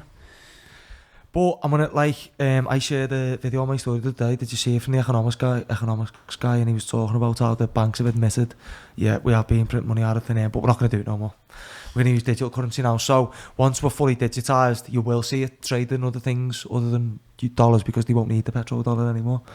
Right. It's going to be even easier to con us all with a new digital system. You know the thing though is which makes it all fucked up more than anything, is that these are not companies and organisations and governments who are fucking squeaky clean. No, you look convicted felons, aren't they? Yeah, you look at the Big Short about the banking crisis in America. Watch that film; it's fucking so crazy. You look at the bankers; they're all fucking suspect as fuck. You look at the government, you look at what Thatcher did to Liverpool and they're fucking covering up. Fucking look at there's so much shit going on. Whether you're fucking chatting shit or not, forget you a minute. The government can't be trusted. No. Just on past record. Never mind anyone disputing it. That's it. They've got to be questioned anyway. And then when you do question them and you find out that the mate's getting this and they've done that, and there's a lot of the time, no fucking rationale for what they're doing, it makes you fucking go, well, actually, you know what? There could be, there could be something else. There is something else, boys. It's pretty obvious. Like, if you look at, obviously, unless you're being presented with loads of information by people like myself, then you're not going to question it. But if you're presented with so many things, right, you can't just rubbish everything as a coincidence. Not when the world you're observing with your own eyes is marrying up with what you're being told outside of what you're being told. What would you say then, Dean? Like, some of the arguments or some of the frustrations I've had is when I look at people and they're in their own little bubble, they're getting paid, they go to their in-laws for a weekend for a Sunday roast, they come home, they got their missus there, they're saving for a mortgage, and it's, and they're like, lad, I'm fucking not arsed, I'm in my own little thing, just fucking leave me alone. What's your kind of message to people who don't want to be... What it was last year is, sound, well, if you're happy looking your kids in the face in 30 years and telling them you done nothing, and you allowed you were an affront to freedom. You were a supporter of the oppression through your ignorance, and you again. I feel like women are so much more in the fight than the men. Like, I connect with women all day, every day on this, because they've got a maternal instinct that we lack. Maybe I don't know why, but to be fair, you're probably right, actually, because I've had loads more women asking questions for this part too than because they and that lady from Cheshire, she was on County Line stuff. No, she was on Housewives of Cheshire. Oh, Leanne Brown, yeah. Leanne Brown. Leanne's cool. She pinged us a message as well, yeah. But yeah, no, I'm with you on the. I think as well, like mate. If you'll see from my history, you'll even see from like my bookmarks here of the news organisations, the media outlets that I listen to, because I'm not there searching for anything else. I just like, if I want the news, you want to be spoon fed it. Well, you could say that's that. True. Yeah, mate. You want to be spoon fed it. You look there, BBC News. There's an economic calendar thing, and then there's Reuters there, which is just Reuters not too bad. Reuters are very good actually, but And then Michael Bloomberg, Mr. Bloomberg, there at the very end. But the thing. How's everything going? Well, government said it's great. I'll have it all. Economy's on the rise. Yeah, it's great. This. But mate, the thing is though, is that why like. Is there any other new, like, all right, I mentioned Russia Today, and I've got Russia Today on my, but like, if I'm just going about my normal business, like Andy just said before, I'm like, if I just want news, I just want to know what's going on. Well, that's unfortunate. It's not that easy, Tom. Yeah. The mainstream media's a fully convicted propaganda machine, so you can't just get innocent news from them. If you want to go in with that attitude, then more fool you. Yeah. Lazy and ignorant, in my opinion. That's a good point then. So, little next argument then for you is it not a problem, or is the problem now too big and the fight is too big because it's gone on for too long? And what I mean by that is we're so fucking lazy. All right, it's called willful ignorance. Well, maybe me and you and all would fucking be saying, most days type thing and all that. Dedicated people and disciplined in that sense. I'd say we're similar in that sense. There are fucking many people who, out of ease, won't go to the fucking gym or can't be arsed doing this or don't do that. We're very lazy humans now, aren't we? Yeah. It's easy to fucking download the Sky News app. I fucking deleted mine the other day. It's harder. It takes more, willpower, it takes more willpower, more discipline, more effort to go, right, every morning, right, I want to go onto whatever website. Are we not too far gone then as creatures, as humans? I worry we are, mate. That's my worry, and that's why I've stopped thinking about trying to save the world. I want to create something on a local level. I think there's potential here. Like, again, if you'd have said this to me maybe 7-8 years ago, I'd have laughed my head off at you. But I really want to live off grid with a community of about 100 people where we grow our own food. We live in eco homes. We don't have any bills. We own the land we live on, and we still go to work like everyone else does. But I drive 50 minutes an hour from Wales, say, get back in my car, drive down there. If them 100 people are all happy that we're saying fuck you to everyone else and we're growing our own food, and we're having a fire, and we're listening to drums, and you know, we're having some culture, and we're not just sitting there all brainwashed by the telly, I think most then that'll people do me. want that. No, well, How many times have you been somewhere? I've been on holiday somewhere. I remember being in fucking Colombia a few years back. I was in a fucking jungle in Colombia, in this tree house, fucking no one around, and I was like, love I this. could imagine how good this would be. But that's my dream now, mate. But 10 years ago, it was to get a big watch, a big car, and a big house. So I just think they've got people in the right paradigm, haven't they? And that's why they have to control science and academia. That's why I believe there's trillions of dollars worth of paper trails now on viruses being real. Doesn't make them real. It just makes them important in this agenda, because the people who control the money supply control the narrative. Isn't it funny as well how, like, now we're in a society where people they've all been announced, haven't they, the last couple of days, the MBEs and stuff like that, as if that fucking means anything. Oh, mate, Do you some know of what I mean? some of the people have had, like, let's talk. Some of the people who've had a night, or they're just bare nonsense, aren't they? I've seen people. A former Liverpool player, was he a black Liverpool player? Refused a knighthood. Oh, I know what you mean. Oh, because he said, without saying it, he said they're all nonsense, basically. Didn't he? He said, I don't want a knighthood from a load of nonsense. I thought the knighthood had something to do when we had the British Empire, and it was a race remember thing. the British Empire? What's that? Or whatever, not knighthood, whatever it is. Yeah, do you know what I mean? yeah. But MBEs and this and that. All that, yeah. You know, I'm sure the idea of one sounds nice, and 5 years ago I'd love to have got one, but I wouldn't get one. No. Funny you mentioned about the big watch and the car and stuff like that. Is that does that not just take your fancy anymore? It's like it's that material. Not at all. Thing I believe that's a trap. That's part of the trap. That, like, we can talk really factual, and we can get right up into the philosophy of it and the almost theology of, like, what's going on, and it's pure just guesswork, isn't it? But I think there's clearly something way more important about our reality that these people want to hide from us. Like, Michael Intelliger calls us a species with amnesia. We forgot who we are, where we come from, or why we're here. We don't know none of that information. So now we're all confused. Now we're all confused. They've got us focusing on the wrong things. Do you know what I mean? Because if you don't know the rules of the game, how can you win? So I think we've been fed a paradigm, like overpopulation, in my opinion, false. Scarcity of resources, false. I think they're falsehoods, again, being propagated by fake science. Let's not even get into it. But I believe now, I didn't agree with it. I thought, no, they're definitely problems we've got. And then I look into it again and go, no, hang on. It all ties in. Same people saying it. Yeah, you look at how it encourages humans to behave. It makes sense for them to do that. And then I go and convince someone vaccines toxic, and go, yeah, but we need to depopulate the earth. For 6 weeks they go, no, they're not, they're great. And then one day they come in and go, Dean, mate, you were right. I've cracked it, and I've been looking, lad, and what you said, right, lad. But don't you think we've got to kill everyone? Do you think we need to kill all these people? Like, fucking hell. So all of a sudden they were safe and they were the best things for kids, and now we need them because we need to depopulate. So they always one step ahead of your narrative. And what do you the think masters then? are, master manipulators. You've just reminded me of I've watched this David Attenborough thing on Netflix. I think a lot of people have, about like where the world was and how it's been like deforestation, climate change, blah blah blah.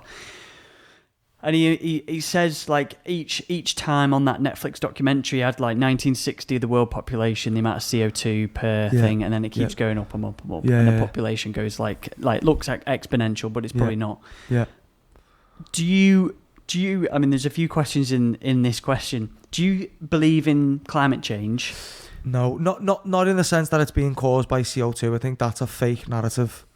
I think that's another false flag crisis, fake crisis that they're going to use. I believe in weather manipulation, and I believe in natural climate change, and I believe that, yes, the weather is going to be erratic and more erratic as time goes on, but I don't believe it's being caused by CO2.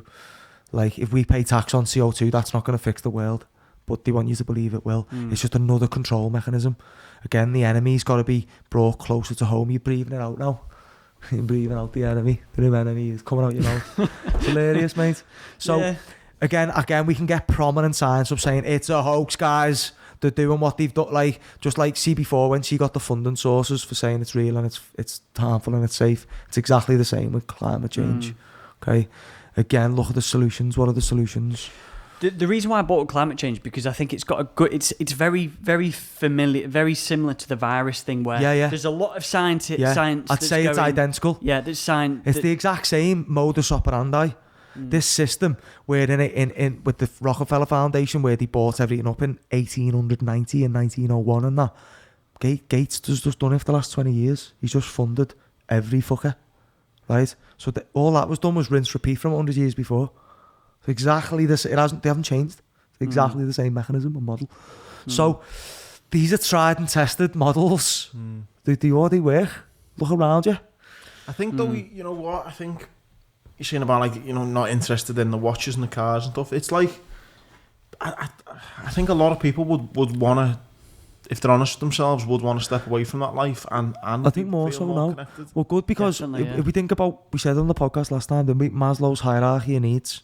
At what point is Rolex watch on that triangle? It isn't, is it? You need shelter, food, air, shelter, water.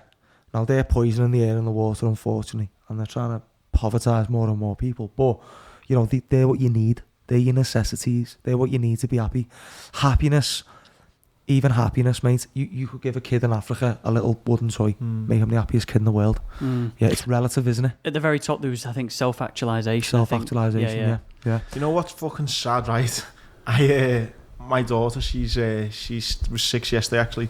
Sweetest little girl. And, she's a belter, mate. Yeah. She's really sweet. She's picking up litter all the time. Yeah, she's love it, like boss. Asking about the oceans and the world. And that's her intuition, which the school system kills. But anyway, me and her mum are very good at like pushing all the kind of, you know, things that we want her to be, you know, hopefully mindful interested of in and stuff. Yeah. And she's not into toys, and like I don't ever spoil her and nothing, right? And anyway, we went to Tesco the other day and it was a birthday, and I went. She went, "Oh, Dad, I've asked my mum for a shark toy or something or whatever." And I said, "Great." And she went, "Oh, Dad, what are you going to get me?" And I thought, I wonder how she reacts. And I said, "I think I might get you a big fruit basket, so you can have a banana, you can have an apple to eat, and you can have an orange and all that." And she went, "Oh, Dad, that's really thoughtful, thanks very much."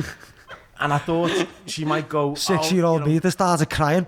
Same. I would have been like, "What? I don't want." And she was, listen, I'm very fortunate with her, but isn't it like, I hope she's, listen, whether she'll stay like that next year when the celebrate, I don't know, but I just thought, wow, that's lost. Yeah, isn't it, that's gratitude, isn't it? It's that's just amazing. I think everyone would like to try and be more like that themselves. I'm like that now. Like what I aspire to have is nothing but meaningful purpose in life. Like if I can get up every morning, like the gym's open for the school course at the moment, the elite training and the under 18 program's unaffected at the moment.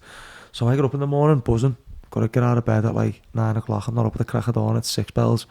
And I can go into work. I'm not asked about where I'm going on holiday at the minute or what clobber I can buy. I don't care. Like, I'm not even in my mind. I'm like, hey, I've got to fight this tyranny. But I'm just like loving what I'm doing because I'm getting food. I'm getting oxygen. And I'm, you know, today I've had 16 and 17-year-olds. We've done 3 hours of delivering different lads in the group delivering their own sessions, you know, sitting down after it. How do you think that went? You know, I thought I'd done this well, could have done this better. The other lads are feeding back, you know, I thought he'd done this really well and I like that. And I'm just made up. I'm thinking I'm creating good young men, and I know a lot of the parents, in fact all the parents now know what I'm preaching and they're all supportive of it. Do you know what I mean? Last year they were all saying to the kids, like, they'll be listening to Dean. Now they're all saying, what's Dean think of this? And what's next, Dean? And all that. So, you know, now they support me. Now they're really understanding where I'm coming from. They're going, no, this kid's actually, there was a parent put on the YouTube comments, weren't they? Saying his son comes to the gym and she's really proud about what I'm standing for and the fact that I'm willing to lose my business to fight for her grandson's future. We had so many comments. Really positive, weren't it? Yeah. And you know what? You know, I wouldn't, like I said, I think on the last podcast, because we went into like everything. There were some bits and I was like, don't agree with that, or maybe don't go as much as with that. But I think with this one, with it being a bit more corona vaccine related and stuff, mate, you're not, what you're saying is not like fucking out there. It's not even out there, mate. It's like, it's for me to sit here and say Carrie Mullis, the guy who's made the test, questioned HIV. Why can't I then question it? Tell me why I can't. What? Because everyone else believes it. The truth is not a popularity contest. The only thing, right, from, again, we've been speaking a couple of hours now, from the top of my head, the only thing I don't agree with you on, from what we spoke about today, is people are getting sick though. Surely, they're getting sick. That. Yeah, but are you saying they never got sick before the coronavirus? Did no one get a respiratory illness or pneumonia before March? Yeah, of course they did, yeah. Are they now getting the same? Are we getting the same numbers of them still today? I don't know. No, we are. It's less. It's actually less. What if you go on like the death rates from last year to this year? The average death rates, apart from the first month, they're all lower still. So apart from the very first month where they doubled up to 8,000, they're about 4,000 a month, right? They doubled on the initial, like, oh, get all this coronavirus, you're all going to die. Because you're getting in people's heads. Yeah. We're stopping all immediate services to everyone, like NHS treatment. Yeah, people are flapping. Yeah, cancer was, yeah. So, you know, someone phoned me before saying my dad's got a really bad cough. He wants to go to the Aussie lad. I'm scared if he goes, they'll put him on a ventilator and kill him. But my dad's panicking watching the news, thinking he needs to be there. Do you know what I mean? So, like, just because people are getting sick doesn't mean the coronavirus pandemic's real. It could be anything. Just because kids got paralytic polio didn't mean it was some gut virus. It's probably more likely it was pesticides. And when the pesticides went, the polio went. Almost. Do you know what I mean? So, just because I haven't denied people getting sick, have I, though? So, to me, that's like a bit of a fallacy, isn't it? To say, I am not saying, no one's getting sick. No, I know that, but I mean, when you said there's no... And I actually... Well, no, I'm saying there's no virus causing the illness. I'm saying electromagnetic fields and the increase of radio frequency radiation in our environment, which is untested, never before seen. They just rolled out 2.7 trillion worth of peepholes that produce 60 gigahertz signals, mate. Like... I can't believe everyone's not up in arms about this. Let's watch the court case, because we didn't watch it last time. Like, you should be up in arms about this, mate. You should be, Andy. You've got a 6-year-old girl. I don't know enough about it. Well, sitting and listening to those three doctors, Dr. Henry Lai, Jerry Phillips and George, who've all worked on the actual... They've got PhDs. They're paid by Motorola to say your phone's safe. He said, no, it's not safe. He said, we'll say it's safe anyway. What do you do, Dean, if I go to you, wake up in the morning, I go, Dean, you know what? Been thinking about what you said last night, lad. Yeah, I'm fuming about it. How much have they spent on these masks? What? 2.7 trillion is the global spend between like both taxpayer and the corporations. So me and you go, right, lad, we're not happy. How the fuck do we take on a 2.6 trillion pound fucking industry? Well, how do we take it on if we don't know it exists? Or if we don't know how do we deal with the threat when we don't know it's there? So first part is awareness. So firstly, become aware. Yeah. Okay, oh yeah. EMFs are toxic. We can prove it. We know they are. Oh, we are. Here's some whistleblowers. Oh, we are. The Moscow signal. Hang on. There you go. Done. Finished. Debate over. EMFs can be weaponized. Right, hang on. What's going on here? There's a global pandemic that causes fever, dry cough, and loss of taste and smell. Hang on. On the same spectrum here, if you go to the hospital and get that treatment, you'll get them symptoms. Hang on. When did 5G pop up? Oh, hang on. Literally the month this did. Fucking hell. Let's talk about it. No, but like we went through then, if I said that in the morning in a fucking few WhatsApp groups that I'm in, and I went, boys, I've looked into it, fucking I get it, mate. It's fun. It's kind of ending how we started. Mate, the fucking passion that you have for it is unrivaled, mate. Because it's gonna kill people. I know it is. Just like all these other horrible shit things they've done to us off. Like, I'll be deadly honest, mate. For my personal thing, mate, this has cost me about fucking 70-80 grand this year. I've lost out on. So, as much as I'm kind of wanting to power the fight as well, and as much as I love these debates and that, in the morning when I wake up, half me is still thinking, fucking hell, right, I need to fucking make that's sure. That's all right. No, listen, you know what I mean? I'm not asking you to go 100% conspiracy nutter here, mate. All I'm saying is, if people start being more mindful and start engaging in debate more and stop talking about the footy all the time and talk about this instead, because Liverpool winning the league this year, it's not going to stop all our kids getting cancer before they're 30 because they're sticking masks up everywhere. That's more important. Simple as. You're not a bigot, or sorry, you're not a conspiracy theorist for asking questions. No, I agree with that. Like, with that's what made me sad about the last podcast. There was so many people who were like, you shouldn't speak to him. Like, here's a question, right? Yeah. So you won't get the coronavirus vaccine, will you? No. Why? Few reasons. One, I don't think that if this illness, whether it's caused from 5G, whatever, I don't feel like at my age, young, healthy, 32-year-old, don't feel like I'd. Okay, let me stop you there then, right? Hep B is caused by needle use and sex. Okay, it was safety tested on infants for 4 days and 5 days. There was 2 tests done. One lasted 4 days, one lasted 5 days. Okay, so it's less than corona. Okay, it's got a real bad risk profile. This vaccine kills kids who are an hour old, right? Would you give your brand new baby the Hep B vaccine tomorrow? No, not on what you've just said, no. Okay, but did you? I got it. Well, I probably got it. I think it's only being introduced more recently, but they're giving it now to kids. That they get them out of the mother's womb, they give them a vitamin K shot, okay, which is a synthetic vitamin. And again, bioavailable vitamin K comes from leafy greens. So if you're a mother who's been eating loads of leafy greens, you wouldn't even need a vitamin K shot. And again, it's all this hypothetically if they have a bleed. It's all hypothetical. Then the Hep B one, it wanes 10 years after the injection. So unless your toddler is going to be a prostitute shooting drugs up before the 10, it's a pointless vaccine. We can get a doctor in court explaining this now. So mate, for example, I've got a daughter due 2nd of November. Yeah. What's that? 18 days. Yeah. And there, she's just been born. I can't imagine myself, as much as like I'd want to be in that position to go, fucking wait there. Yeah. Do you know what I mean? I'm just like, it's hard for... Yeah, no, it's that hard. Wait, the baby's born. Dean, what shall I do? No, hey, I'm going to put you onto the midlife. No, God's honest truth, right? The Lions Paul, me mate Andy Davante's an MMA fighter from Manchester, cracking guys on my wavelength, Andy. Phones me up, Dino, what lad? He goes, this fucking midwife, speak to her lad. I went, what? He went, start the baby lad. Tell her lad, tell her. He went, you're on loudspeaker now lad. How much aluminium's in that vitamin K? And I went, lad, don't you dare. Get me off fucking loudspeaker now.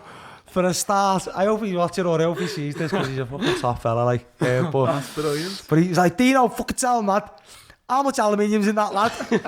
They're saying there's no aluminium in it, lad.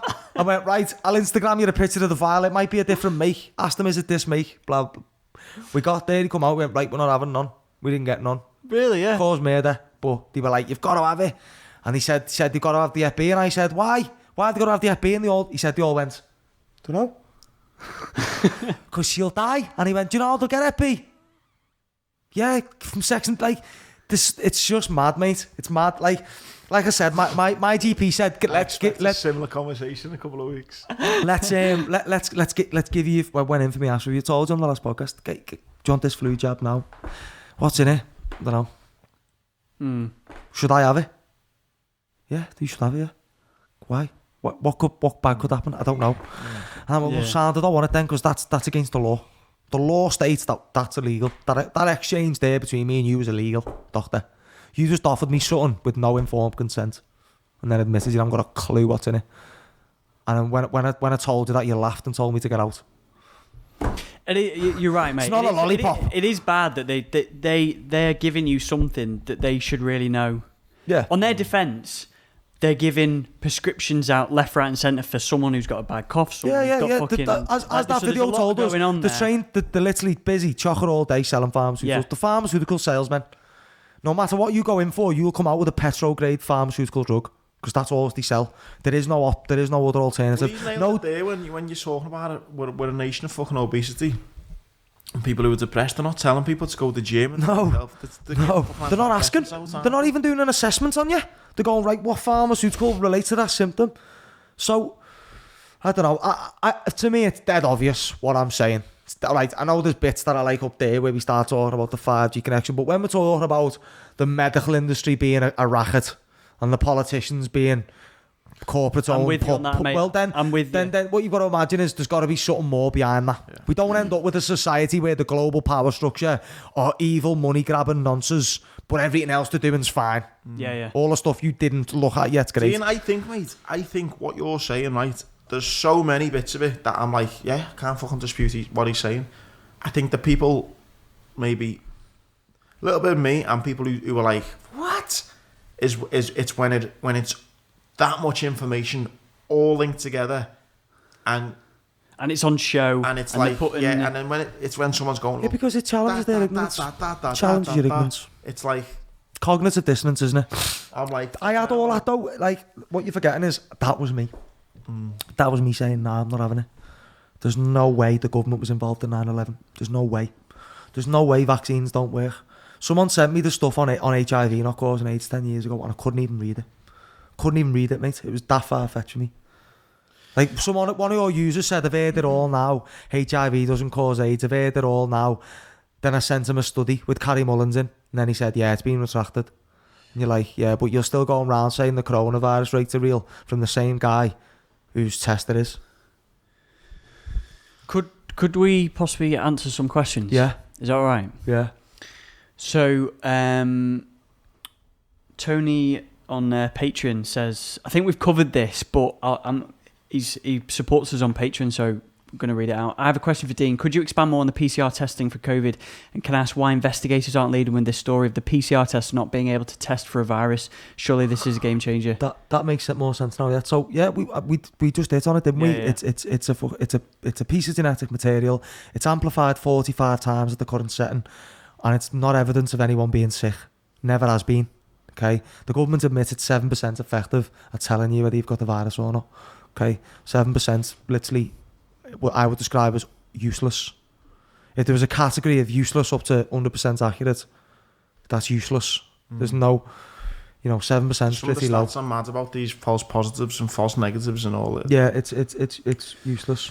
I mean, I put some question thing on. Fucking hell, there's so many. Any Jesus others? Christ, mate. Hey, I didn't want to say this before because I thought everyone's head would fall off. For some reason, whenever I put up question thing up this morning, right, and it. So I was on it, right, and it says error while loading, and it wouldn't let me fucking get questions. So I was like, Dean, they're on to you, lad. Can you tin foil ass on, lad? I said to you before, didn't I, when I was driving up, there was two police cars just went past this road. Obviously, it's a quiet road, and they looked straight at me. I was like, surely not. Shit, they're in the podcast. Surely not. Where's Dean, lads? do some questions, then we'll have to wrap But up mate, stuff you know what? Yeah, So Natalie says, fuck it, mate. Literally, I'm scrolled. Go ahead. Like, It's there's just with a fucking few. so many. So, you've answered this, but do you plan on living off grid? And also, you think, do you plan on living off grid? And do you think you'll be able to survive this matrix? I hope so. I mean, I've got to be confident I can do it, yeah. And I believe it's the only real way to escape this vaccine agenda is to be self-sufficient. MMA nutritionist. If a rebellion does start, how do you see it taking place in the next 18 to 24 months? That's me mate, Dan there. He's a great nutritionist, Dan. So yeah, I agree that they've tested Liverpool first. I've done this myself. I remember I started a new sixth form, and the year below lads, all in year 11. I remember seeing them all laughing at me when I was walking in. I was weird, that. And some lad coming in and went, lad, they were all talking about battering you on the bus tonight. I went, was they? Yeah. Right, who's the hardest out of them? He went, this lad, Brent. I went, sound. Walked towards their playground. He went, there he is. They were all laughing and didn't realise I was coming for them. Start getting closer to them. They all start flapping. And I went, right, who's the hardest here? And they all went, Brent. I went, Brent. I'm going to fucking bite your face off when we get out of here, lad. Watch what I do to you. He went, I haven't done none. Him and some other lad getting picked up by a taxi for 6 weeks after school. I got suspended or something for a week. So I just know if I go up to the hardest one now and go, right, I'll fuck you after this. Right? And he flaps, the rest are dealt with. Yeah. So if you're the cabal or whatever, you're these paedophile Tory fucking governments who lost the 114 files on Westminster paedophilia, right? So basically you're a complicit nonce and you're working for Liverpool, when you look at the against Tories, I mean, you look at the 5 out of the 5 stronger Labour holds, 3 of them are in Liverpool. Yeah, they are, mate. And so, you know, I don't like getting too much into the Tory Labour stuff. It is there, but I still believe even if we have a Labour government, we end up with a new world order. Communist state, do you know what I mean? It doesn't matter. It's two wings of the same bird. You're better with a new system rather than picking the lesser of two evils. If I say to you now, do you want me to punch you or elbow you? It would be better to say none, wouldn't it? Yeah. And that's how I feel. I wouldn't be like, well, I'll take the elbow. Okay. So when you say to me, Trump or Biden, you're like, do you want a knife or a bullet? Nah, what do you think on Trump and Biden? So Biden, definitely a pedophile. You only have to look at all these... No, listen, just look at the videos of him sniffing kids and that, mate. That's the clip to go on Instagram now. Mate, just move in the middle. You've kind of like... Sorry, yeah. No, well, look, I feel like Biden's there to lose. I feel like elections are no more than TV shows that people think are real things. They're not real, in my opinion, anymore. It's all blag, and it's just a story. I thought, and I said to you over the phone, I think...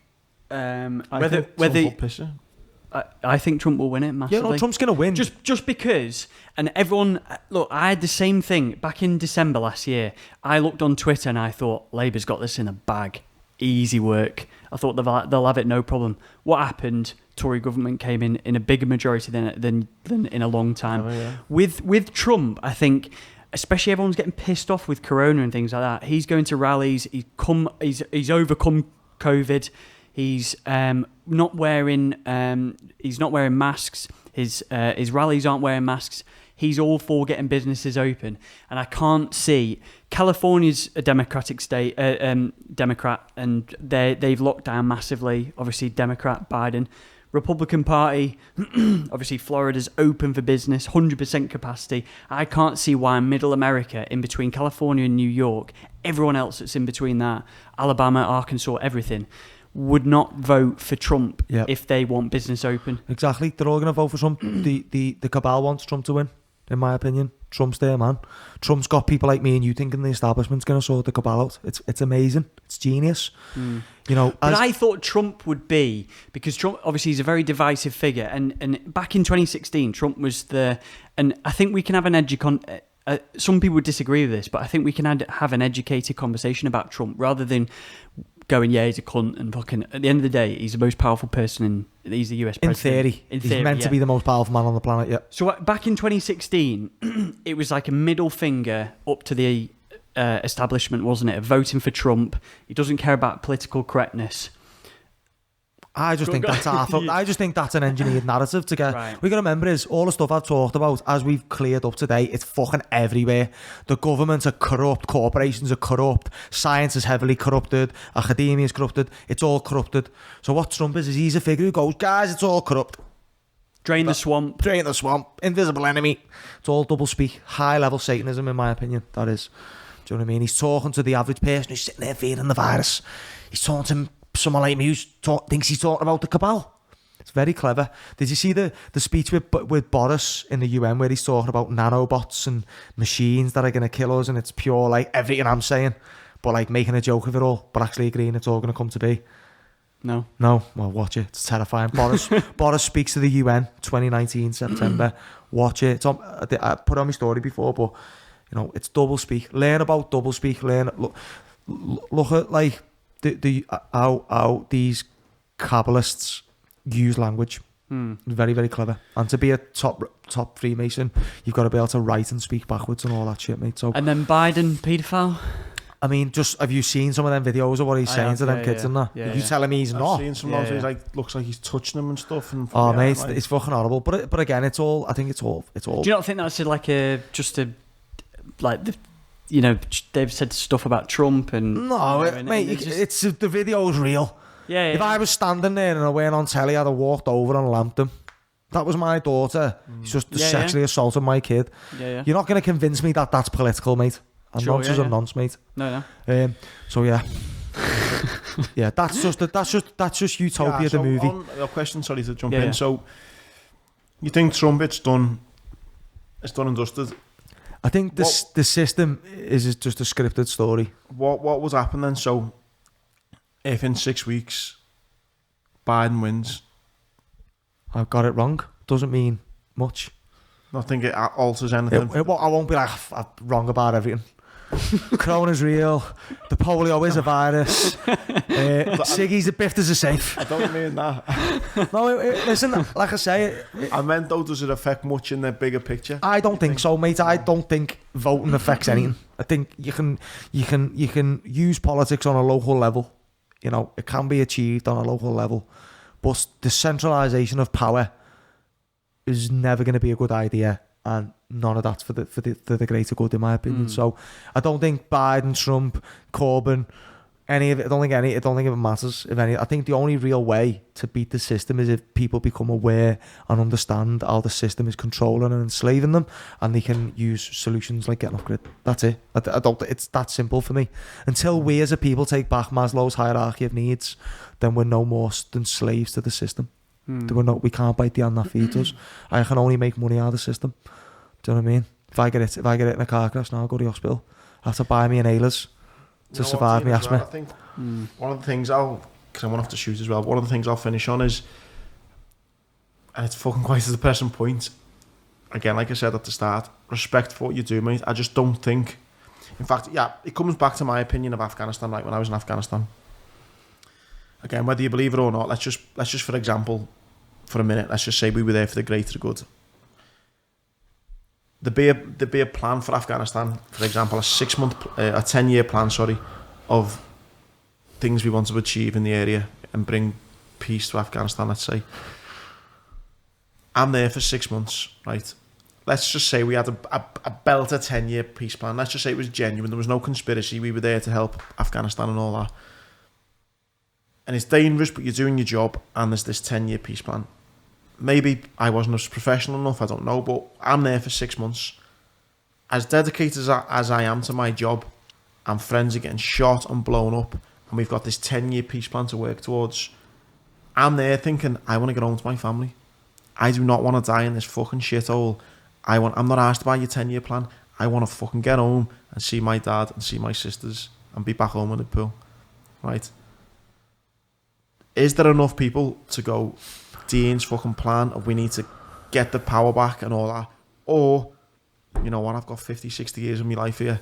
I want to just fucking dedicate it to work, get some money in the bank, and fucking see me grandkids. Like, mate, I'm doing this now for my conscience at this point. If I could fuck off with 100 people tomorrow and have this off-grid community, I'm at the point now where I'll just let you all get the vaccine. I'm sorry. I've done my bit. I can look myself in the mirror. By 2025, when the UK population's down to 15 million, as Deagle's suggesting, Deagle's a website that works with government in the past, and they've got all these mad predictions for the G20 countries to have less than a third of people left. So if that all happens by 2025, I can look myself in the mirror and go, you tried, lad. You tried your best. So I'd happily save myself now and know that I tried my best. Not save myself, but I'd have to save the people around me that I love. But like, if there's some muppet on the comments when this is on YouTube, you know, no, maybe he's meant to get the vaccine. Go and get it. Good luck with it. I'm not that arsed anymore. Do you know what I mean? I think it's similar to... I've done my bit, haven't I? I've tried my best. That, you know, the people who are around me, the people I care about, I've let my city know what I think. And, you know, there's people who are taking note. There's people who it's the pennies dropping for.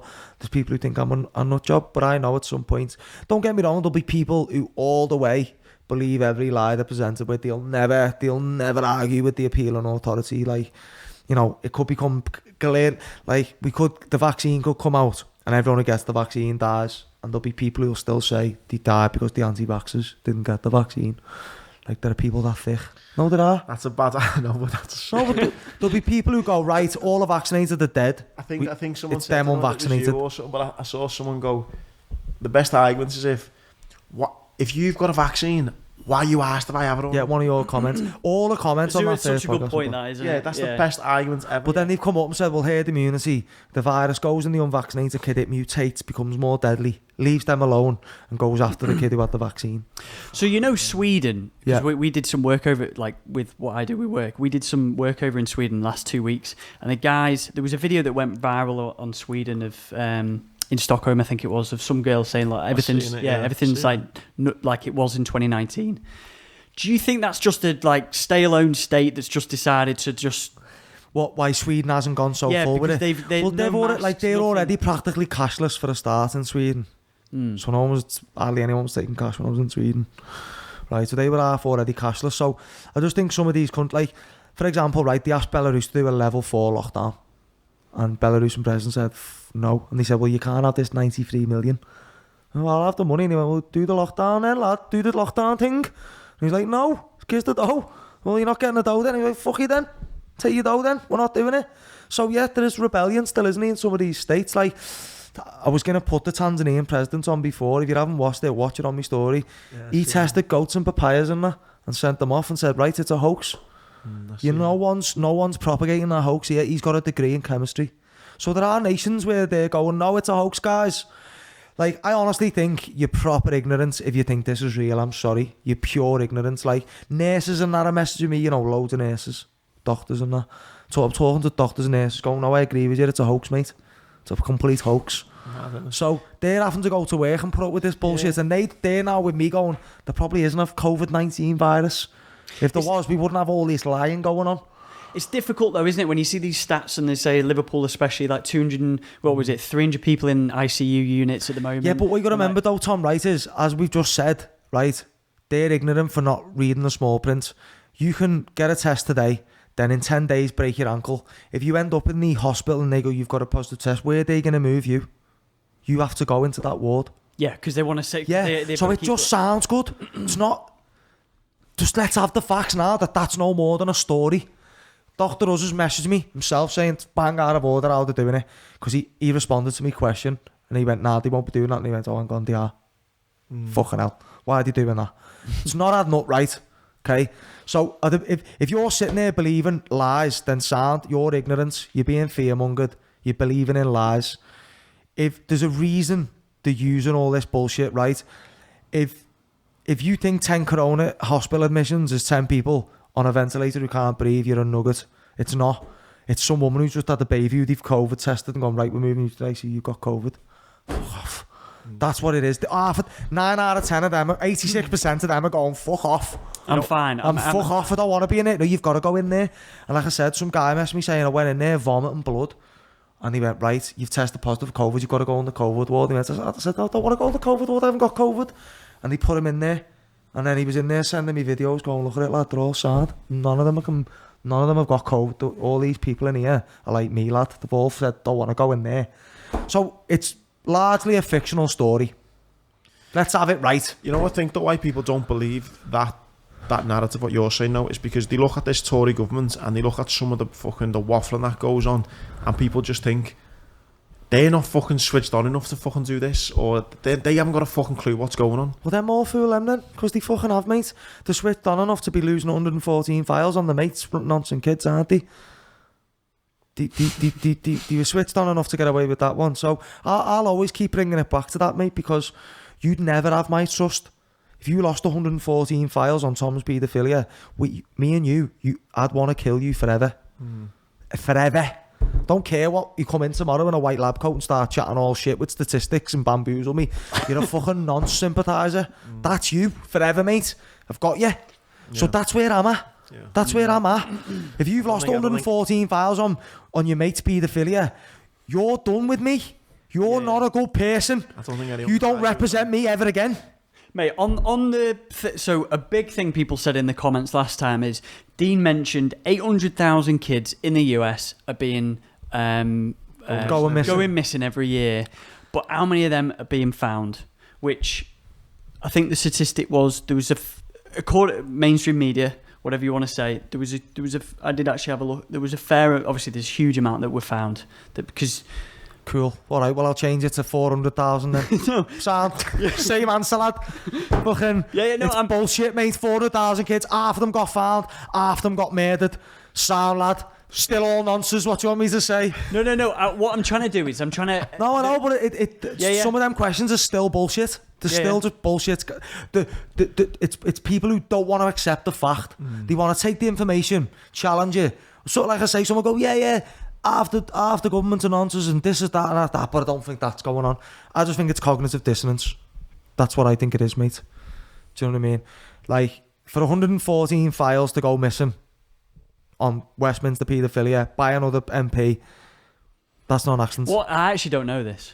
Just Google it and it'll come up with loads of files. It was recently, yeah. Was it? It was about 2 years ago, wasn't it? And then she ended up being the PM. I seen something. Just before she was the PM, it happened. So that was her thing to get a PM. Someone thinking about my. But that's just one example. Do you know what I mean? We only have to look at Savile and Epstein, and we can go on about this forever. Mate, right? There was something I wanted to watch tonight, without leaving. But I know it's a bit late and we won't get time, right? But can we look at like 1 minute of it? Of course we can. Go on YouTube and type in "Satanic abuse is real." And I just want to say that all these people who try and shut me down, this is what you support. This is what you vouch for. What am I typing in, Dean? Satanic abuse is real. Teresa. Satanic abuse. I didn't spell that right. Is real. Teresa. It might cut you out. There she is. There's Teresa. So you tell me now Teresa's a liar. And I'll tell you she's not. I'd probably want to deck you if you told me this girl was lying. Because there's no reason for her to lie. She's a victim. And then I can give you 10 more Who is she, names. though? She's just a child who escaped the paedophile ring. She was. Let's listen to it a bit, mate. But people are going to say, aren't they? Well, she's not just an actor. The way you people, that's. Yeah, but what's her motive though? You've got to give me motive. What's Theresa got out of this? She's crying her eyes out, mate. Plus, we know Epstein and Savile got outed. So there's been people convicted doing what she said, and she's saying it happened to her. If you're going to tell me she's a liar, mate, I'm probably going to want to nut you. I'm sorry, but I am, mate. I am, mate. These are. Describe this story as horrifying would be an understatement. And if that sounds like a warning, then that's exactly what it's meant to be. It deals with the sexual abuse of children by satanic cults. And not only that, human sacrifices as well. We started investigating these secret satanic cults when a British Member of Parliament linked them with the ritual murder of children. In this day and age, it sounded too far-fetched, as did suggestions that the same thing might be happening in Australia. But then we met Theresa. She's only 15, and for 12 of those years, she's been the victim of relentless depravity. Theresa's story is both shocking and compelling. Yet, it's a story she's anxious to tell. But again, we should warn you that parts of this report may be distressing. Friends of family and strangers and my family used to rape me. Make me abort the babies I had. It would be hard to imagine more misery and suffering than what Theresa says she's had to endure. And us kids would be made to do things with the adults and the animals, and then a sacrifice would happen. The sacrifice, were these animal sacrifices? Animals and people. On what scale do you think this was happening? Enormous, far beyond what we've ever heard of here before. Theresa's mother, Bridget. You're talking about mass murder? Yes, on a scale that this country's never heard of before. Like the old people's home. Why aren't stories like this though more, you know? Because this is being propagated. Like if you listen to this full thing, right? She was in a mansion, like a pure Rothschild stately home, right, full of Bentleys, with doctors who live there to manage the kids in the basement who get sex injuries and that. Like that's the level of funding. This is what I'm saying. You aren't getting it. Like it's hard to fucking like. Well, I can read off some more names. Anneke Lucas, Nnneke, right? She was being kept by like pure royals of Belgium and that, right? And someone like she used to look the abusers in the eye, and one of them one day said, "Go run."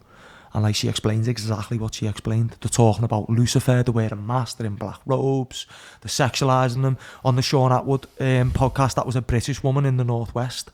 Her granddad was the top abuser, would pure sexually abuse her and make them have sex with animals, and they do sacrifices on babies. And then like she even said like the police, like my dad worked for like the police and the judges and that. This is in the UK.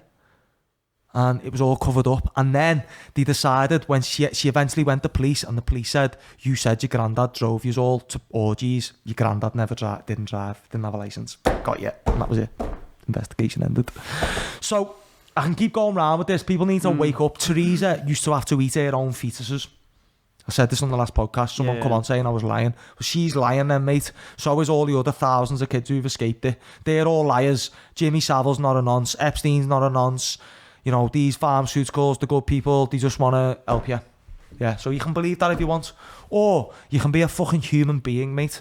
You can have some compassion, can't you? And some fucking brains about you, and some awareness and some emotional intelligence. Like, get a brain. Like, just because someone's standing there in a white lab coat doesn't mean you need to listen to what they're saying. Do you know what I mean? So, I think, like, this is fucking serious, mate, and this is the level of what's going on. If you think, like, you can watch The Girl on Dr. Phil. I said it last time, we could get that up now. Dr. Phil goes, the police have corroborated their story. She was kept in basements. The kids who've been stolen were gagged. People like this, or the girl who'd been born into it, like Theresa could have a baby. They would keep that baby, then that baby would be raised to be abused every week for money. This is happening, boys. Some of the politicians we're seeing on telly talking about Corona on the weekend are involved in what's happening to her. And I know this for a fucking fact, mate. And we can go on, and we could sit here for 10 hours getting up story after story after story, as well as on the other foot, mainstream media articles confirming that high rank and profile people have been doing it. So, what more do you want? What more can I give you? Is the answer to all of this, Dean, question everything? Yeah, of course it is. Why not? Don't listen to me. My theory ever evolving. I don't know man's God to me. Like someone giving me shit in the comments about this. I said, have a look at London Real. He seems to be getting a lot of people on. And then someone jumped in your comments and I said, just listen to London Real. And he said, I was like treating London Real like a cult. What are you on about, you muppet? Do you know what I mean? Like, so like I said, you'd struggle to get someone on who'd sit here and have this conversation and defend the stuff I can prove beyond doubt. They'll defend it on comments and say, I'm a scientist. But people, Dean, will go, as horrendous as it is to think that that's all made up, people will go, well, the other side of it, maybe the people who are nonsense are paying actors to fucking like. That's what the argument. Well, then they're just mongs, because that doesn't add up, mate. Like, you might as well just say Jimmy Savile wearing a nonce, lad. You might as well. If you think she's lying, you might as well be out there defending Jimmy Savile. You might as well be. It's senseless. If you're a police officer, you turn up to a crime, you go, right, this kid's had his head smashed in with an hammer. His bird's got a new fella, and they've just got a £1 million insurance payout. But fuck that. According to the bird, some fella ran in and just smashed his head with an hammer and ran out. Go with that. That's what you're asking me. You're asking me to take the motive out of it, take my own detective consciousness brain out of it, and go, nah, doesn't add up with what my teacher said in school. Not real. Well, that's what you're asking me to do, lad. You're saying to me, take away all the intelligence that you've got. No, I know, but that's the question. I'm saying people will. I'm not saying you are, mate, here. I'm talking about the question. Those people, right, they're going, lad, stop thinking for yourself, lad. The government's sounding that, lad. That's what they're saying. Lad, they're actors, lad. Bill Gates is sounding that. It's like, yeah, all right, lad. Go get your vaccine then, lad. You can have mine. Tell you what, I won't have one. So yeah, if you think satanic ritual abuse is fake, then you're a fucking tosspot, and you're an affront to satanic ritual abuse, and you are Jimmy Savile's defender. So yeah, sound. If you want to defend Jimmy Savile and these elite cults, do you know where the word elite comes from?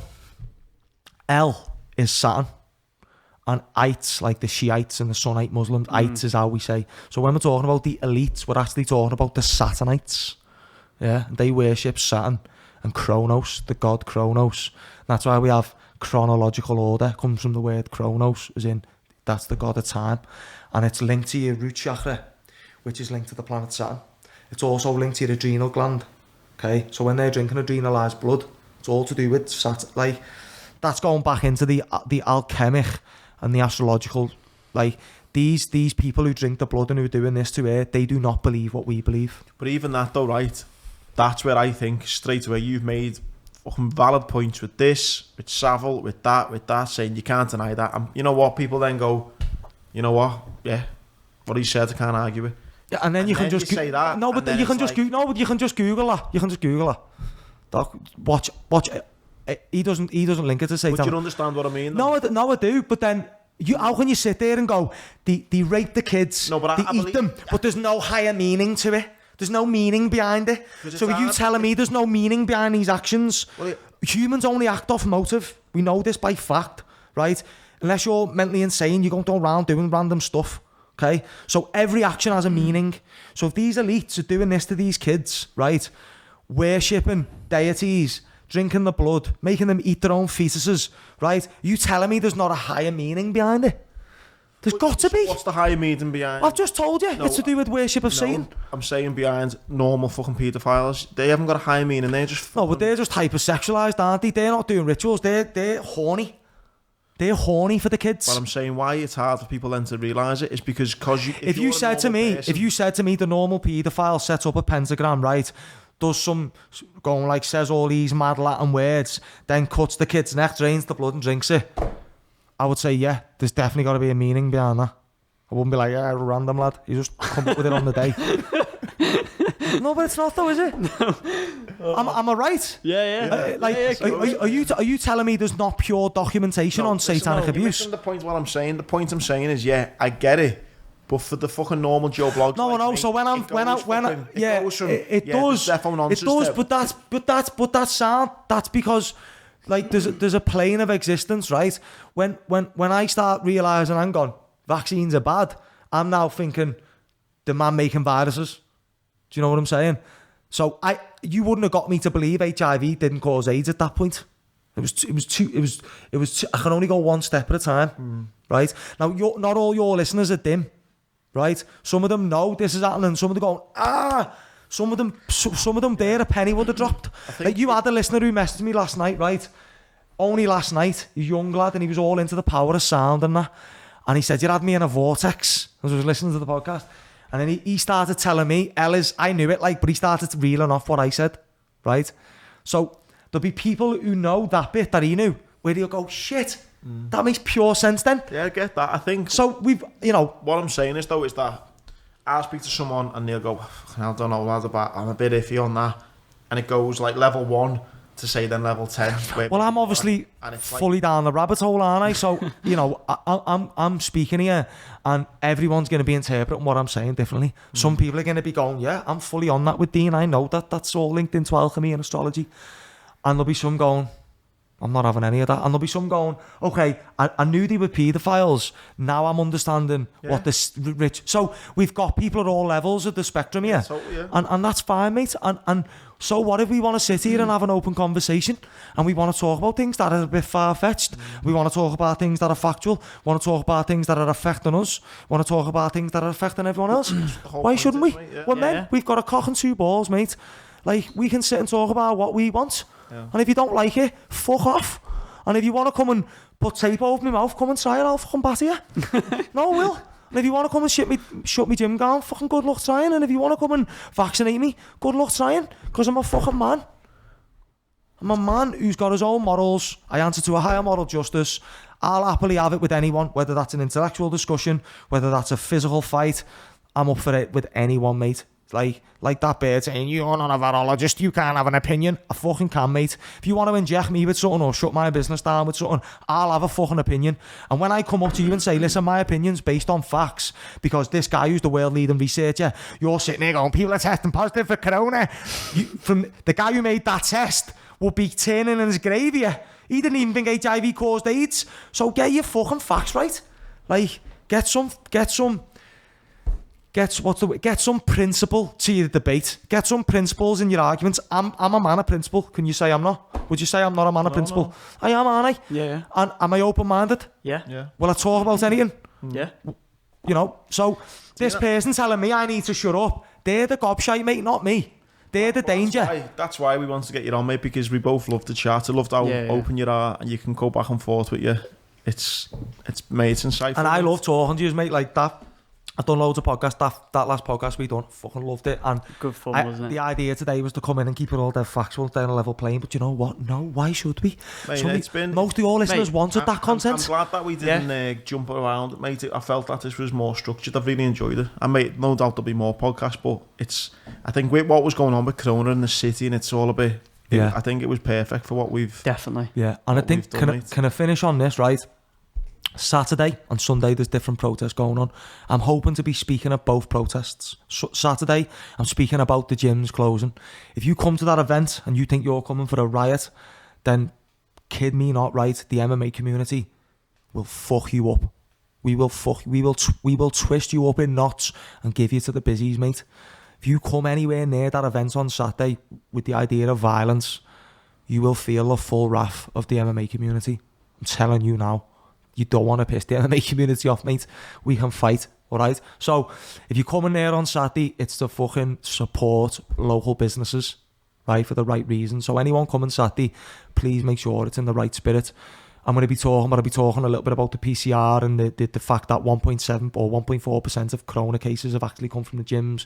Saturday, I'll be talking very technically. I'm open to speak with Piers Corbin, Jeremy's brother, on the talk he's doing Sunday. On the podcast, but he fucking... Yeah.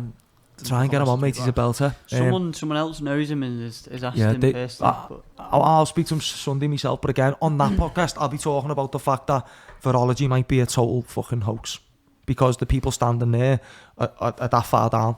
Piers Corbyn talks about geoengineering and chemtrails and all that, do you know what I mean? He's a, like, so these are things some people laugh at, yet he's a scientist talking about all this. So, you know, we've got to be able to look at I appreciate people at different levels of awakening, is what I'll call it, or awareness, consciousness, awareness. Was it one on Saturday and one on Sunday? Saturday, 1 o'clock, St George's Hall, 12 o'clock Sunday, Clayton Square. And they're all about this Saturday. That one's for the gyms and the other small businesses. Like, I'm not the event organiser, by the way, but I'm fully supporting it. I'm open to speak there. Again, that's all about supporting small businesses. Now, right now, they've gone after gyms and pubs. How long until they're going after shops that don't sell milk and bread? or you know, joiners but not sparks? Like, trust me. Yeah. If you think it's not affecting you, it might do. You. So let's get together now before this gets too far. Like, next year they've got Operation Moonshot, $100 billion fucking project where they want to vaccinate, they want to test us every week and have a green, red, amber status on our apps. Fuck off.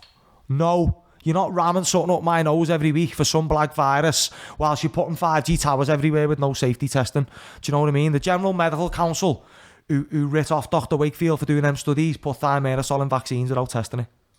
They are not our measure of morality or safety. All right, I'll finish on that.